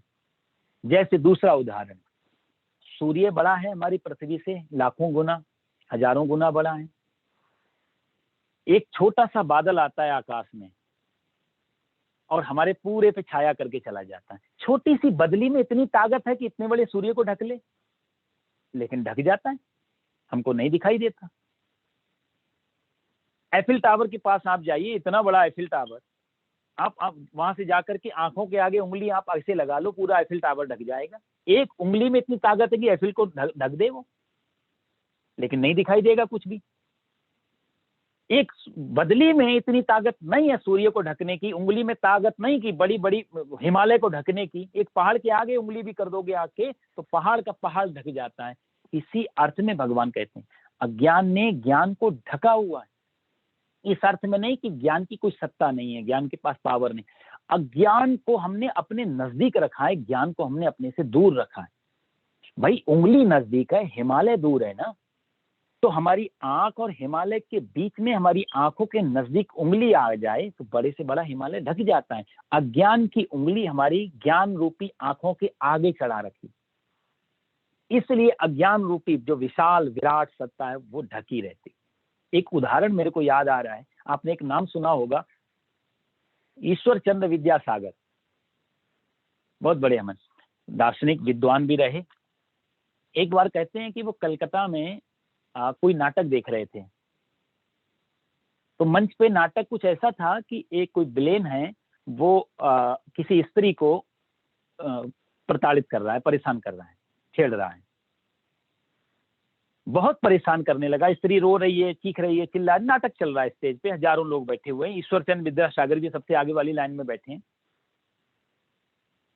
वो स्त्री चिल्ला रही है, बचने का प्रयास कर रही है, वो विलेन छोड़ नहीं रहा है, उसको परेशान करने पे लगा हुआ है। जब काफी देर हो गई तो ईश्वर चंद्र विद्यासागर को एकदम सडनली क्रोध आ गया, ये क्या अन्याय हो रहा है, और मैं अन्याय को होते हुए देखूं ये भी अन्याय है। उन्होंने तुरंत जूता निकाला अपना और फेंक के विलेन के ऊपर मारा भरी सभा में। ये सत्य घटना है बिल्कुल। विलेन ने देखा ईश्वर चंद्र विद्यासागर क्रोध से लाल पीले हो रहे हैं, जूता फेंक के मेरी तरफ मारा। उसने तुरंत वो जूता उठाया, सिर से लगा लिया और माइक से कहा, इतने सालों के अभिनय में पहली बार मुझे सबसे बड़ा इनाम मिला है, ईश्वर चंद्र विद्यासागर। अब होश आया इनको बेचारों को, हो नाटक चल रहा है ये सब। बहुतेरा उन्होंने जूता मांगा वापस दे दे, भूल गया था मैं थोड़ी देर। वो अभिनेता बोला नहीं, इससे बढ़िया उपहार मेरे को जिंदगी में मिल नहीं सकता। मैं अब तक हजारों लोगों को इल्यूजन में रखता रहा, ईश्वर चंद्र विद्यासागर जैसा व्यक्ति भी मेरे नाटक को सच समझेगा, इससे बड़ा और क्या अभिनय में करता हूं। आज मैं सफल अभिनेता हो गया।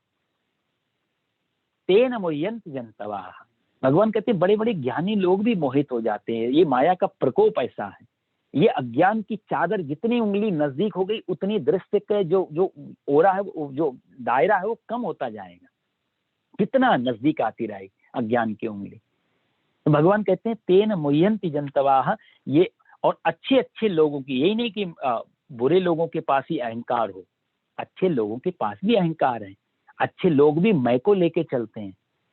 भाई बुरा आदमी तो चलो है ही जंतु, बुरा आदमी पशु है ही, लेकिन अच्छा आदमी भी, उसके पास भी एक अहंकार होता है। हाँ, बुरे आदमी के पास अशुद्ध अहंकार होता है, अच्छे आदमी के पास शुद्ध अहंकार होता है, लेकिन अंधकार अहंकार दोनों अज्ञान में ले जाने वाला। क्योंकि अच्छा आदमी भी ये जानता है कि मैंने किया, अच्छा अहंकार है, मैंने त्यागा, मैं छोड़ के आया इतनी सारी चीजें, वो भी अहंकार से पीड़ित है। एक आदमी जो इकट्ठा करने, मैंने इतना बड़ा इकट्ठा कर लिया, मेरे पास ये सब कुछ है और मैंने इतना छोड़ दिया। भाई एक आदमी धन के पीछे भाग रहा है, वो भी दौड़ रहा है, एक आदमी धन से दूर भाग रहा है, वो भी दौड़ रहा है, दोनों ही दौड़ रहे हैं। दोनों के पास अपने अपने अहंकार हैं, एक शुद्ध अहंकार को लेके दौड़ रहा है, एक अशुद्ध अहंकार को लेके लेकिन तेन मोह्यन्ति जन, भगवान कहते हैं दोनों के दोनों मोह में पड़े हुए हैं, जहां अहंकार ही ना बच पाए। जहाँ पाप पुण्य दोनों खत्म हो जाएं। भाई एक बार ये पता चल जाए कि कुछ है ही नहीं उसके अलावा, तो पाप भी करे तो क्यों करे, और पुण्य भी करे तो किसके लिए करे। मैंने आपको पहले बताया ना, शंकराचार्य जी कहते हैं अहो अहम नमो मह्यम, मैं अपने पैर को प्रणाम कर लेता हूँ, क्योंकि मेरे अलावा दूसरा कोई परमात्मा है ही नहीं।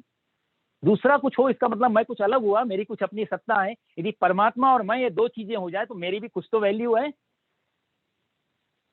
तो मैं शब्द कोई जब गिरा देते हैं तो सिर्फ तत्वमसी, जहां तेरे अलावा कुछ बचता नहीं है, जहां कुछ भी नहीं है, मुझे मेरी मस्ती कहाँ लेकर के आई, जहां मेरे अपने सिवा कुछ नहीं है। जब उस आनंद में पहुंच जाते हैं तो बाहर निकलते हैं। इसलिए कहते हैं क्यों मोहित क्यों होते हैं, मुह्यंति जन, भगवान मोह शब्द दे रहे हैं। मोह शब्द पहले भी आया है, अब कई बार गीता में भी, मोह सकल व्याधिन कर मूला, रामचरितमानस में भी आता है। सारी बीमारी, सारी जो बंधन, सब चीज का दुख पीड़ा, यदि किसी के पीछे कोई एक कारण है, हम दुखी क्यों हैं, पीड़ित क्यों हैं, परेशान क्यों हैं, नर्क क्यों भोग रहे हैं, इसके पीछे सिर्फ एक ही कारण निकलेगा, जो भगवान यहाँ कहते हैं तेन मोह, सिर्फ मोह के कारण। मोह गलते ही ये सारी पीड़ाएं खत्म हो जाएंगी। हर आदमी यहाँ मोह से जितने भी, और जितना गहरा मोह होगा उतनी गहरी पीड़ा होगी। तो मोह को कैसे डिफाइन करना हो तो आधुनिक भाषा में बोला जाए तो जैसे हिप्नोटाइज्ड हो जाता है एक आदमी, सम्मोहित हो जाता है। तो सम्मोहित व्यक्ति, अब तो ये काम अब काफी चल रहा है हिप्नोटिज्म का, इससे बड़ी चिकित्साएं भी हो रही, मैंने सुना है। एक आदमी को कहा जाता है कि बीमार है यदि आदमी वो, तो हिप्नोटिज्म में ले जाके पूछ सकते हैं कि तुम जो बता रहे मेरे सिर में दर्द है, और उस आदमी को हिप्नोटाइज किया जाए तो वो धीरे धीरे धीरे धीरे एक सुई के बराबर जगह पे आके रुक जाता है। कहता है यहाँ दर्द, वो भी पता चल रहा है या नहीं है, उतना कंफर्म नहीं है। जो आदमी पूरे होशोवास में बोलता था पूरे सिर में दर्द है, हिप्नोटिज्म अवस्था में, हिप्नोसिस में ले जाकर के वो सिर्फ एक पॉइंट पे आकर के फील करता है। तो मोह का मतलब ये होता है कि जो है नहीं उसको बढ़ा चढ़ा के पेश करना। मोह का मतलब जो फैलाव कर दे, अच्छे का भी फैलाव, बुरे का भी फैलाव। एक आदमी जब त्यागता है तो त्यागने के पीछे बहुत सारे विशेष, मैंने गाड़ी छोड़ी, मैंने घर छोड़ा, मैंने समाज छोड़ा, मैंने माता पिता छोड़े, मैंने इतना सारा पदार्थ छोड़े, पद छोड़ा, उतनी चीजों को फैला दे। कोई शॉर्टकट में नहीं बोलेगा मैंने सब कुछ छोड़ दिया, नहीं, ये भी तो हो सकता है सब कुछ में सब कुछ आ गया, लेकिन वो गिनाएगा शुद्ध अहंकार में। और एक आदमी को जब बड़ा अपने आप को करना है मोह में, तो वो बहुत सारी की मेरे पास कार भी है, मेरे पास गाड़ी भी है, मेरे पास बंगला भी है, मेरे पास ये भी है, मेरे पास, भगत कहेगा तेरे पास सब कुछ है, गाड़ी बंगला है, मेरे पास परमात्मा है। बात दोनों की अंतर है कि तुम्हारे पास क्या है, मेरे पास गाड़ी है, बंगला है, कोठी है, कार है, दूसरा कहेगा मेरे पास, वो फिल्म का डायलॉग जो आता है ना वो यही है। एक तरफ एक अहंकार कहता है मेरे पास परमात्मा है, दूसरी तरफ कहते हैं मेरे पास दुनिया है। दोनों कहीं ना कहीं सूक्ष्म अहंकार से अटके हुए हैं। एक परमात्मा का दावा कर रहा है, एक दुनिया का दावा कर रहा है। जहां तक दावा है, जहां पर कंडीशन है, वहां पर मोह है। परमात्मा का भी मोह हो सकता है, हालांकि यहाँ पर जहां ज्ञान की दृष्टि है वो परमात्मा को भी बाधा। भक्ति की चर्चा जब 12वें अध्याय में आएगी, भगवान भक्ति योग करेंगे, तब वो अलग बात करेंगे, वो चीज अलग है। क्योंकि भगवान वहां पर भी कहेंगे पत्रम पुष्पम फलम तोयम यो में भक्तिया प्रयच्छति। ये 9वें अध्याय के 26वां श्लोक है। 9वें अध्याय का 26वां श्लोक, पत्रम पुष्पम फलम तोयम यो में भक्तिया प्रयच्छति। कोई मेरे को पत्र दे देता है तो ले लेता हूँ, पुष्पम कोई फूल दे देता है तो ले लेता हूँ, पत्रम पुष्पम फलम कोई फल देता है तो मैं ग्रहण करता हूँ, तोयम कुछ भी नहीं मिले तो पानी दे दे, यो में भक्तिया प्रेस प्रसन्नता पूर्वक जो भी मेरे को देता है मैं उसको ग्रहण कर लेता हूँ। उस 9वें अध्याय के 26वें श्लोक में भगवान ऐसे बोल रहे हैं। यहाँ भगवान सीधा मना कर रहे हैं, ना दत्ते कस्यचित् पापम ना चैव सुकृत, ना उसके पाप लेता हूँ ना इसके पुण्य लेता हूँ। तार्किक व्यक्ति कहेगा भगवान तो झूठ बोल रहे हैं या द्वैलिटी की बात कर रहे हैं, दुविधा वाली बात है। यहाँ मना कर रहे हैं, आगे जाके बोलेंगे तो कुछ भी दे दे, फल फूल ही दे दे। इसीलिए मैं कहता हूँ गीता एक मल्टीपल लाइन लेकर के चल रही है, बहुत सारे रास्ते हैं। यहाँ पूरी गीता को जीवन में उतारना एक इंसान की बस की नहीं है। पूरी गीता को समझ पाना भी कठिन है, पूरी गीता के हिसाब से चलना भी कठिन है, क्योंकि बहुत सारे रास्ते, आप बहुत सारे रास्तों से एक मंजिल पे नहीं जा सकते एक साथ में। रास्ता तो एक ही पकड़ना पड़ेगा, मंजिल पानी है। यहाँ भगवान पूरी गीता की विशेषता यह है कि रास्ते बहुत सारे देंगे अर्जुन को। सांख्य योग का भी देंगे, ज्ञान योग का भी देंगे, भक्ति योग का भी देंगे, कर्म योग का भी सारे रास्ते भगवान खोले रख देंगे। चलना अर्जुन को पड़ेगा और एक ही रास्ते पे चलना पड़ेगा। वो ये नहीं कह सकता मैं सन्यासी भी बन जाता हूँ, जटाजूट भी रख लेता हूँ, धनुष बाण भी पकड़ लेता हूँ। नहीं, सन्यासी मतलब सन्यासी। फिर तेरी कोई गर्दन काट के जाए तो भी माफ करना पड़ेगा, और यदि तू क्षत्रिय होकर के लड़ रहा है तो तेरी 1 इंच भूमि भी कोई ले जाए तो तुझे मरना और मिटना, मारना पड़ेगा। दोनों में यही अंतर है।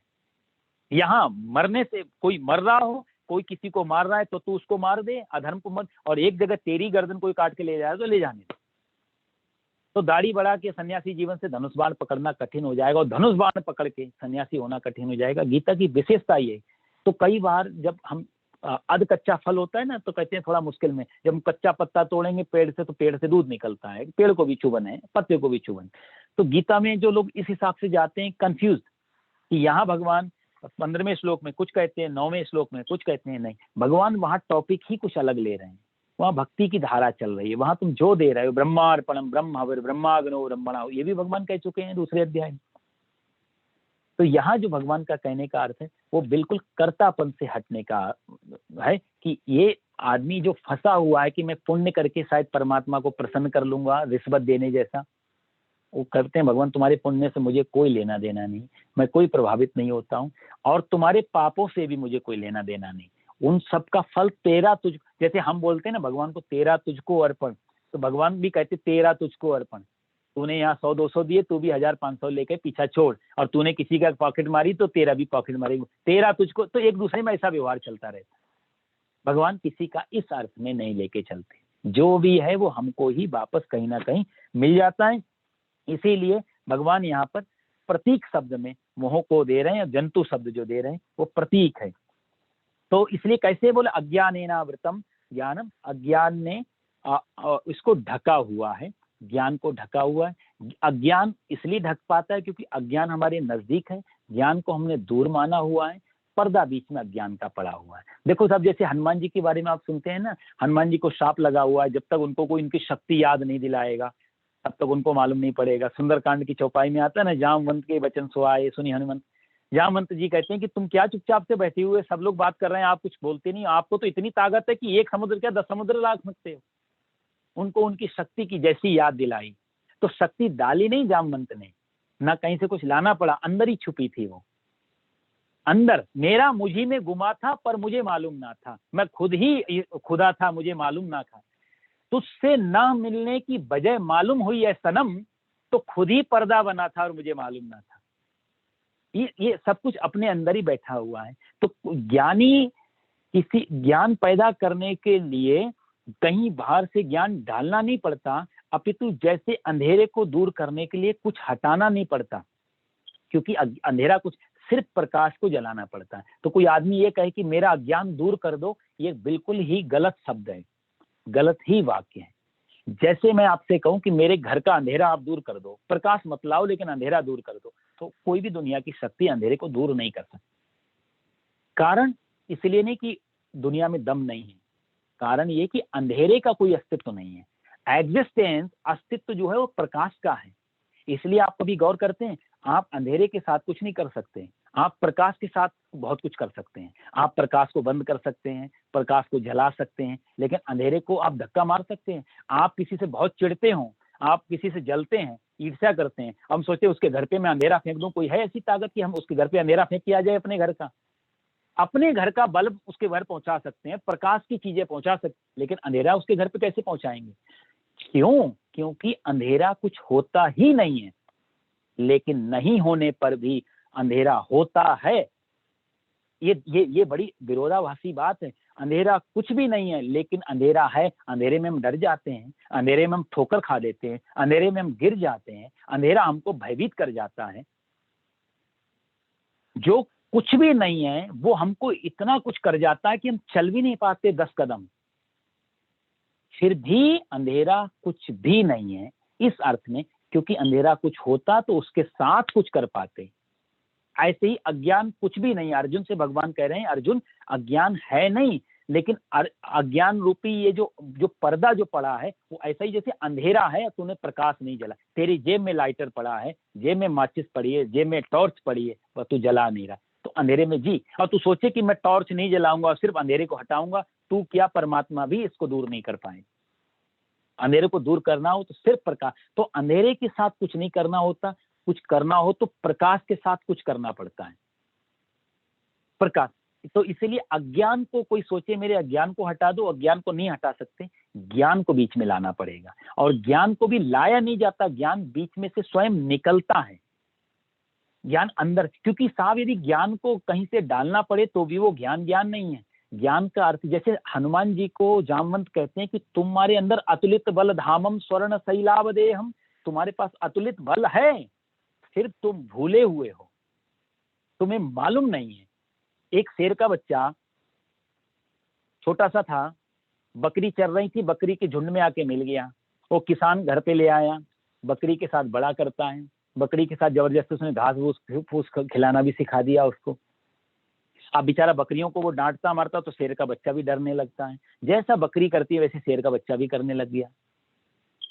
बड़ा हुआ, एक दिन बकरी चरने गई, शेर भी चरने गया, शेर, दूसरे शेरों ने देखा कि हमारे शेर का बच्चा और ये बकरी के बीच में ऐसे डरपोक की तरह दौड़ना, तो शेर ने आके उसको कहा कि तू कैसे बकरी की तरह मैं कर रहा है, तू शेर है, तेरे सामने तो बकरी क्या है, बकरी का मालिक भी नहीं टिकना चाहिए, और तू इनके सामने पूंछ दो मिला के बैठा हुआ है। तो बोला नहीं नहीं, इतने सालों से मैं कैसे शेर हो सकता हूँ।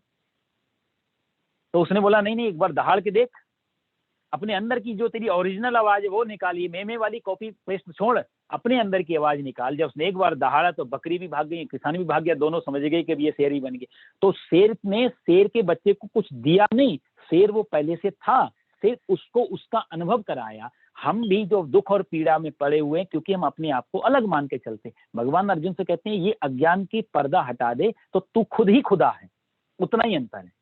जिस दिन अपना खुदा पता लग गया तो फिर उस खुदा की इबादत करने की जरूरत नहीं है, फिर जो हम करेंगे वो इबादत। जैसे मैंने पिछली बार कहा कि जब हम चलते हैं वो परिक्रमा हो जाएगी, जो हम खाते हैं वो उसका भोग हो जाएगा, और जब हम कुछ भी करते हैं कर्तव्य, वो सब उसी की पूजा मानी जाएगी। जब तक वहां पर नहीं पहुंचे तब तक ये हालत हमारी रहती है। कैसी, रामायण में चौपाई है, वह बीच सिय सोहति कैसे, भगवान राम लक्ष्मण सीता जा रहे हैं ना जंगल में, तो सबसे आगे प्रभु राम है, सबसे पीछे लक्ष्मण है, बीच में सीता मैया है। तुलसीदास जी उस कल्पना को वर्णन करते हुए कितनी सुंदर बात कहें, उभय बीच सिय सोहति कैसे, बोले ब्रह्म जीव बीच माया जैसे, ब्रह्म के और जीव के बीच में जैसे माया रहती है और ढके रहती, दोनों को अलग अलग किए रहती है, इस हिसाब से दोनों का है। तो इसलिए कहते हैं भगवान कुछ लेते नहीं, पाप भी नहीं लेते, पुण्य में नहीं लेते, एक भक्ति में आता है। हमारा कर्तव्य है तुम ही निवेदित भोजन करही, प्रभु प्रसाद पटभूषण धरही, कि अर्पण करना हमारा धर्म है। प्रभु लेते नहीं लेते ये उनका पक्ष है, इससे कहीं ऐसा भी नहीं हो जाए कि हम फिर कुछ भी हमें ना करना पड़े, क्योंकि व्यक्ति इतना अहंकारी है फिर वो गलती पकड़ लेगा, फिर तो सब कुछ मैं ही हूँ सारा जीवन। साहब देखो, सारी गीता मोह पे और मोह के पीछे अहंकार पे, आप बार बार सुनें कर्तापन, मैं, ये शब्द आएगा। सारी गीता का यदि आधार एक सेंटर देखा जाए तो एक मैं पे टिकी हुई है, उसी की आजू बाजू सारी व्याख्याएं चल रही हैं।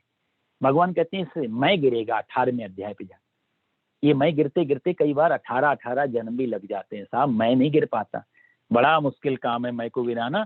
और सब कुछ तो जल चुका है, किसी शायर ने बड़ी सुंदर बात कही, सब कुछ तो जल चुका है अब बचा ही क्या है, और यदि मैं बच गया हूं तो फिर जलाई क्या है,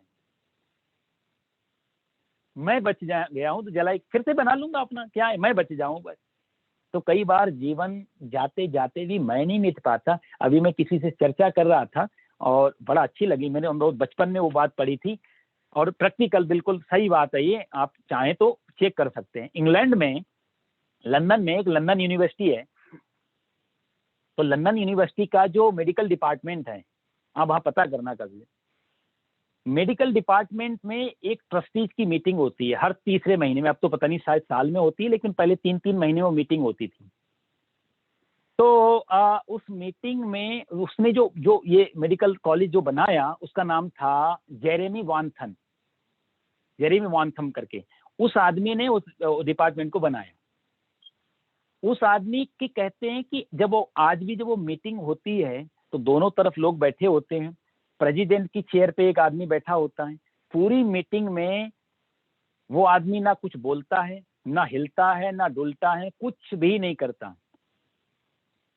सिर्फ उस मीटिंग को अटेंड करता है, तो आपको दूर से देख के लगेगा ये कुछ भी ना, आंख भी नहीं हिल रही उसकी, एक्चुअली में वो मरा हुआ इंसान, कंकाल, उसको बिठाया जाता है वहां पे।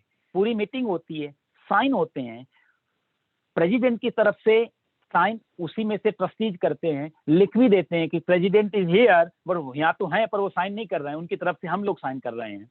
इस हिसाब वो जेरेमी वांथम करके जो आदमी हुआ था, उस आदमी ने उसको रचना की और उसने कहा कि मैं ये बर्दाश्त नहीं कर सकता हूं कि मैं मर जाऊं और मेरी प्रेसिडेंट की कुर्सी पे कोई दूसरा बैठे, इसलिए वसीयत में उसने लिखा मेरे मरने के बाद मेरी लाश को इस कुर्सी पे रखा जाए।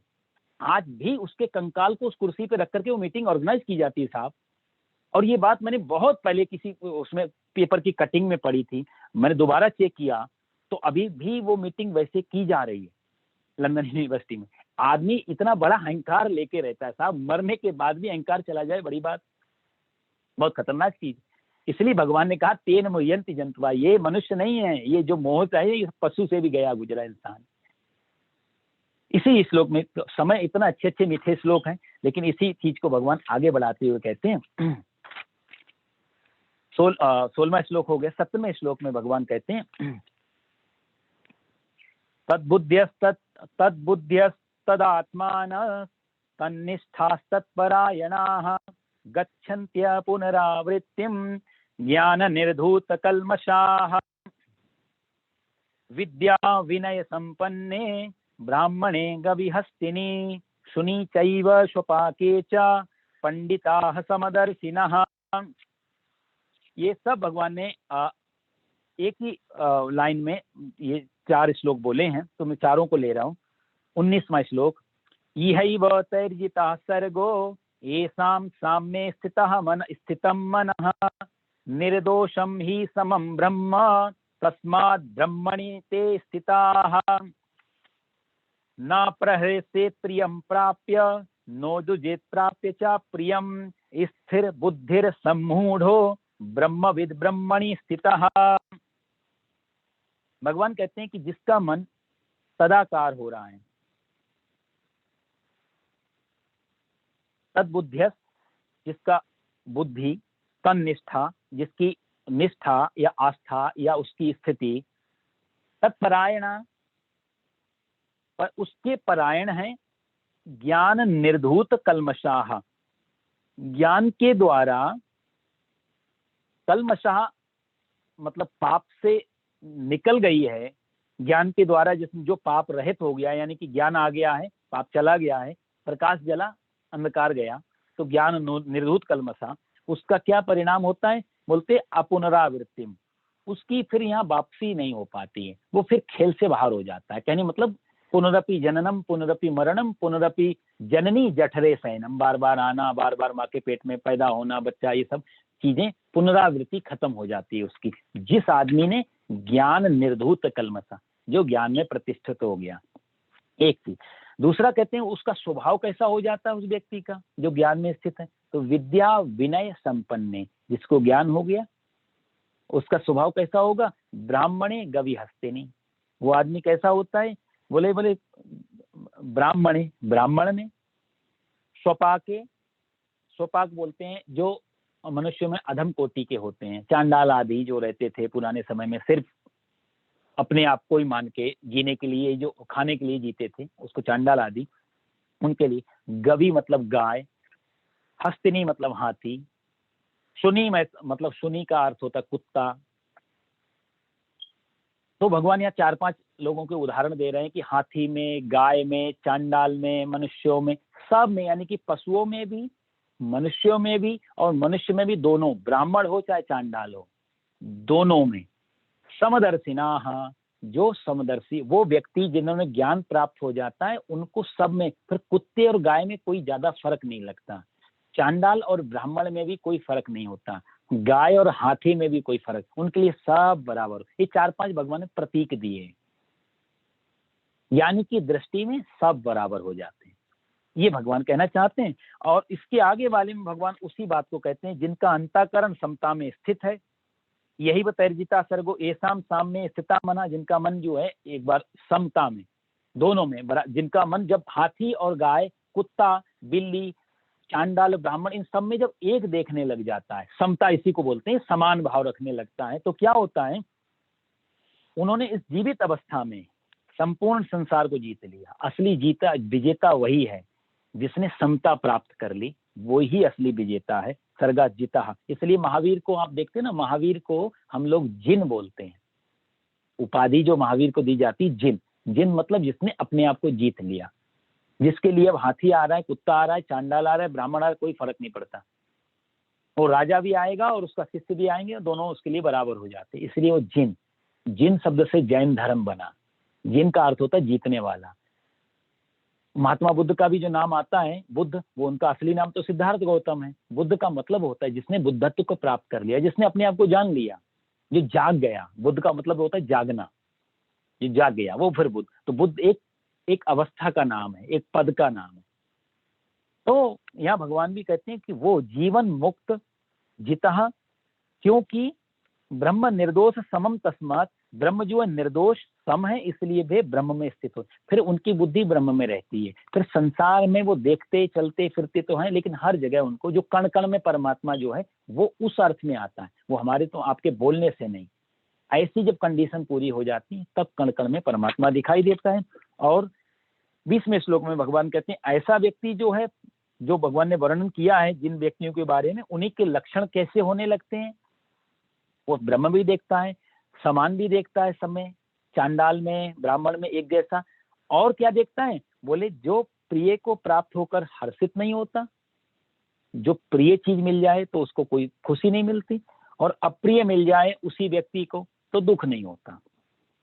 ऐसे व्यक्ति की बुद्धि स्थिर भी हो जाती है, दृष्टि भी स्थिर हो गई, बुद्धि भी स्थिर हो गई। ऐसा व्यक्ति हर्ष और शोक दोनों से परे चला जाता है। ये ज्ञानी के लक्षण भगवान बता रहे हैं कि घटता क्या है जब वो कंडीशन पूरी करता है।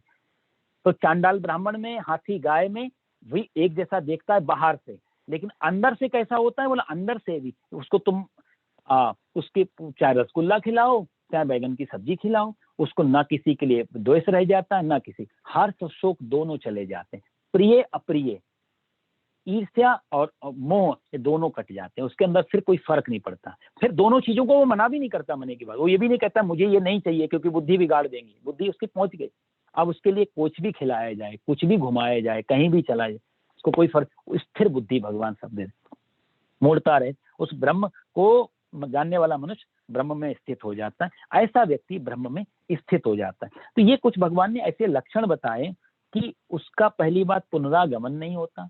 भगवान आगे भी ये कहेंगे, तेतम भुक्त्वा स्वर्ग लोकम विशालम क्षीणे पुण्य मर्त लोकम विशंति। भगवान कहते हैं पाप, इससे पहले भगवान कह चुके ना पाप पुण्य में लेता नहीं, उसका परिणाम भगवान आगे बताएंगे कि हम पाप पुण्य जो करते हैं वो नर्क स्वर्ग की प्राप्ति करा के वापस हमें यहाँ भेज देंगे। क्षीणे पुण्य मर्त लोकम विशंति। भगवान को ही रख लेते तो फिर मिलता नहीं हमें, तो वो हमारे ही पुण्य हमको भोग करके वापस संसार में, हमारे ही पाप हम भोग करके वापस संसार में, यानी कि यहीं वापस पहुंच जाते हैं हम हमारी चीजों को भोग करके। यहाँ भगवान कहते हैं मैं कुछ लेता नहीं हूँ, वही अर्थ है। तो यहाँ पर पुनरागमन उसका नहीं होता, किसका, ज्ञानी का। ज्ञानी यानी कि पाप और पुण्य से दोनों से जो हटके काम कर रहा है, दोनों से हटा, जिसमें पुण्य में भी जिसके लिए कोई रस नहीं बचा, पाप में भी कोई। हम लोगों के लिए पुण्य में रस है, पाप में भी रस है। हम एक चीज करते हैं और एक चीज से बचते हैं। भाई कंजूस आदमी, लोभी आदमी दान करने से बचेगा, ज्यादा इकट्ठा करने का कोशिश करेगा। डरपोक आदमी हुआ तो उसी कमाई हुई व्यक्ति से थोड़ा दान भी करेगा कि थोड़ा पुण्य भी अर्जित करो, क्योंकि 2 नंबर का इनकम आ रही है।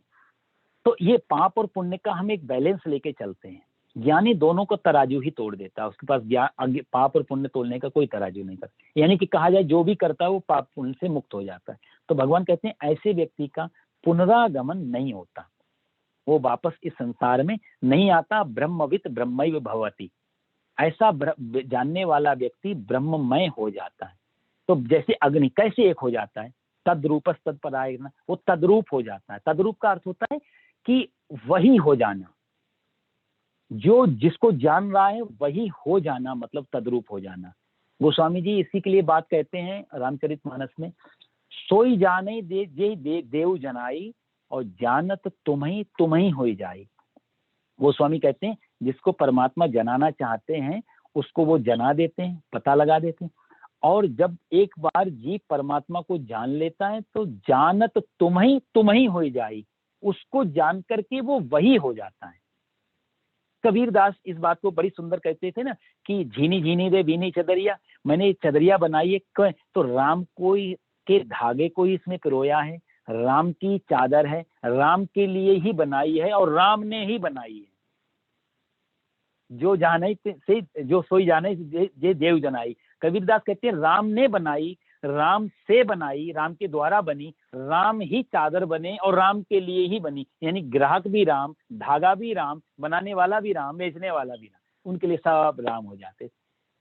तो ये चदरिया ऐसी है। तो ब्रह्मवित ब्रह्मैव भवति, वो तद्रूप हो जाता है। इसलिए भगवान ने अग्नि का उदाहरण दिया था। हमारे यहाँ अग्नि कितना बड़ा प्रतीक है। हमारे धर्म में आप देखो, कोई भी पूजा करने जाओ तो सबसे पहले दीपक जलाना पड़ता है। पूजा समाप्ति की हो तो हवन करना पड़ता है। दोनों तरफ अग्नि है, दीपक के रूप में भी अग्नि, हवन के रूप में भी अग्नि। मैंने सुना है जो पारसी जूस में तो अग्नि को 24 घंटे जला करके परमात्मा को याद करते हैं। वो वहां अग्नि बहुत बड़ा उनके यहाँ भी प्रतीक है।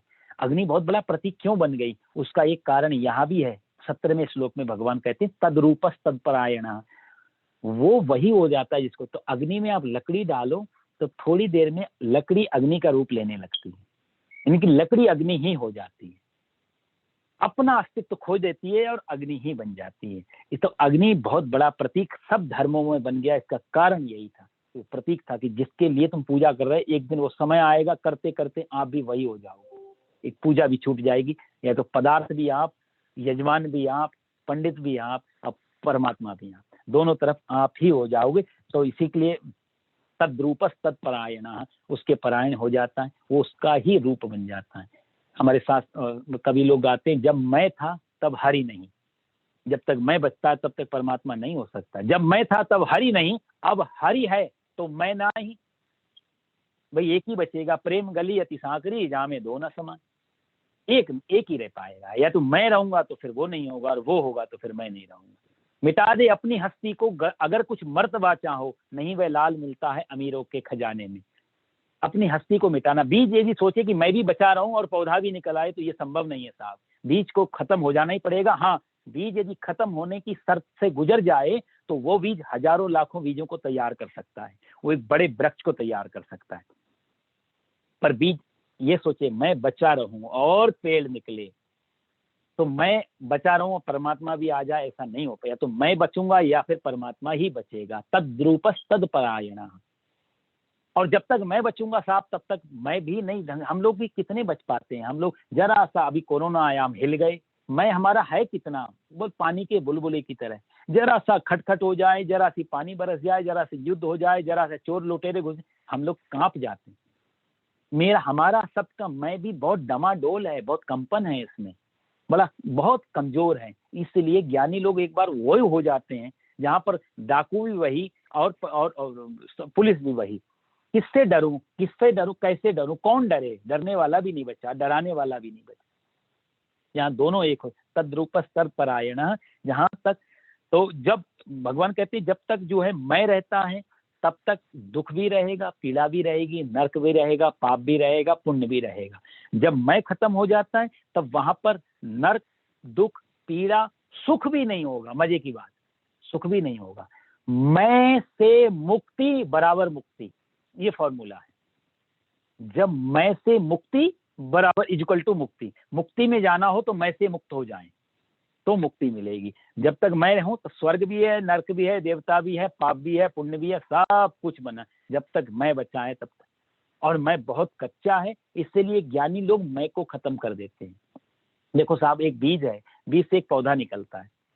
वो पौधा मान लिया पीपल का हो, चाहे बड़ का हो, चाहे कितना ही विशाल हो, पर शुरू में तो पौधा होता है, छोटा सा वृक्ष होता है। उस वृक्ष में इतनी ताकत नहीं होती अपने आप को बचा पाए, तूफान चलते हैं उड़ सकता है, कोई बकरी आके खा सकती है उस पौधे को, कोई गिलहरी खा सकती है। लेकिन वो पौधा जब विशाल पीपल बन जाएगा, बड़ बन जाएगा, वही पौधा जिसको बकरी खा रही थी, वो पौधा जब पूरा बन जाएगा तो उसमें हाथी भी बंधे रहते हैं और वृक्ष का कुछ नहीं बिगड़ता। जिस पौधे की अवस्था में बकरी से डर था, वही पौधा जब विशाल बन गया तो हाथी भी बांधने पड़ते हैं और वृक्ष का कुछ नहीं बिगड़ता। ज्ञानी लोग उसी पौधे को बढ़ा के वो वृक्ष बनाते, यानी कि विराट से जोड़ देते हैं। अब उसमें कितना ही अहंकार आके जुड़ते रहे, कोई भी बकरे हाथी घोड़ा बनते रहे, कोई फर्क नहीं पड़ता, फिर मैं ऐसा हिलता नहीं। तो भगवान कहते हैं कि ब्रह्मवित ब्रह्मय भवति, ऐसा व्यक्ति उसके व्यक्ति का फिर पुनरागमन नहीं होता और सब जगह वो फिर ब्राह्मणे गवि हस्तिनी, सब जगह वो परमात्मा को ही देखता है। 1 मिनट और आपका लूंगा इसी व्याख्याओं में, बहुत मीठे मीठे श्लोक हैं, समय तो बहुत तेजी से भागता है, पता भी नहीं चलता। भगवान कहते हैं ज्ञानी महापुरुष का विद्या विनय संपन्न, जो विद्या और विनय मतलब ज्ञान उनसे जो संपन्न है ऐसे व्यक्ति, ब्राह्मणे संपन्ने ब्राह्मणे गवि हस्तिनी सुनी चैव सुपाकिता पंडिता समदर्शना। पंडिता समद, यहाँ भगवान ने फिर पंडित शब्द का यूज किया, प्रयोग लिया है। पहले भी भगवान पंडित शब्द का कई बार प्रयोग कर चुके हैं, इसलिए मैं आपको समझा दूं, पंडित जो शब्द है वो इन आम चीजों से नहीं, पुजारी से पंडित शब्द नहीं आया। पंडित शब्द, पंडित किसको कहते हैं, यहाँ भगवान उसकी व्याख्या कर, पहले भी भगवान इसकी व्याख्या कर चुके हैं पंडित शब्द की, यहाँ पर भी भगवान जो समदर्शी है, जो हाथी गाय कुत्ते चांडाल सब में एक जैसा देख रहा है, वही पंडित है सही में। आजकल पंडित तो और पुजारी हमने शब्दों को कहीं से भी जोड़ दिया। अभी एक बार अखबार में कटिंग कहीं पढ़ रहा था कुछ कि एक अंडरवर्ल्ड डॉन है, नाम है उसका रवि पुजारी, है डॉन अंडरवर्ल्ड का और नाम रवि पुजारी। अब बताओ साहब, उस शब्द को हमने कहाँ जाके फिट किया। भगवान करे वो पुजारी हो जाए भगवान का, अभी वो पुजारी पता नहीं किनका है।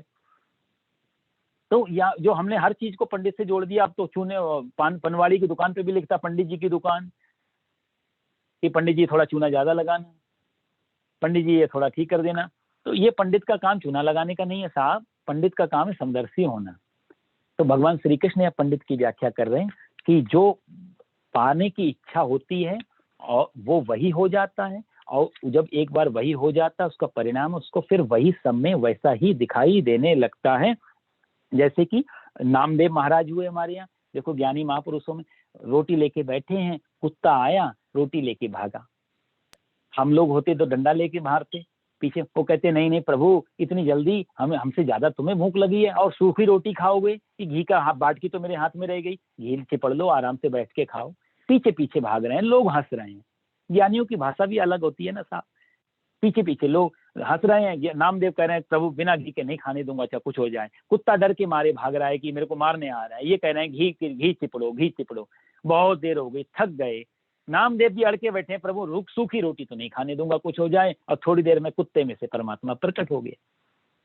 ब्राह्मणे गवि हस्तिनी, जहां सब जगह जब दर्शन करने लग जाओ तो इस हिसाब से कण कण में परमात्मा। मैं नहीं कह रहा हूं कुत्ते में परमात्मा था, लेकिन ज्ञानी ने प्रकट कर लिया। ये ज्ञानी का अपना विज्ञान है, ये ज्ञानी की अपनी परम अवस्था है, इस अर्थ में कण कण में परमात्मा। लेकिन हमको कण कण में क्या, हमको तो मंदिर में भी परमात्मा दिखाई दे जाए तो बड़ी बात रहती है साहब।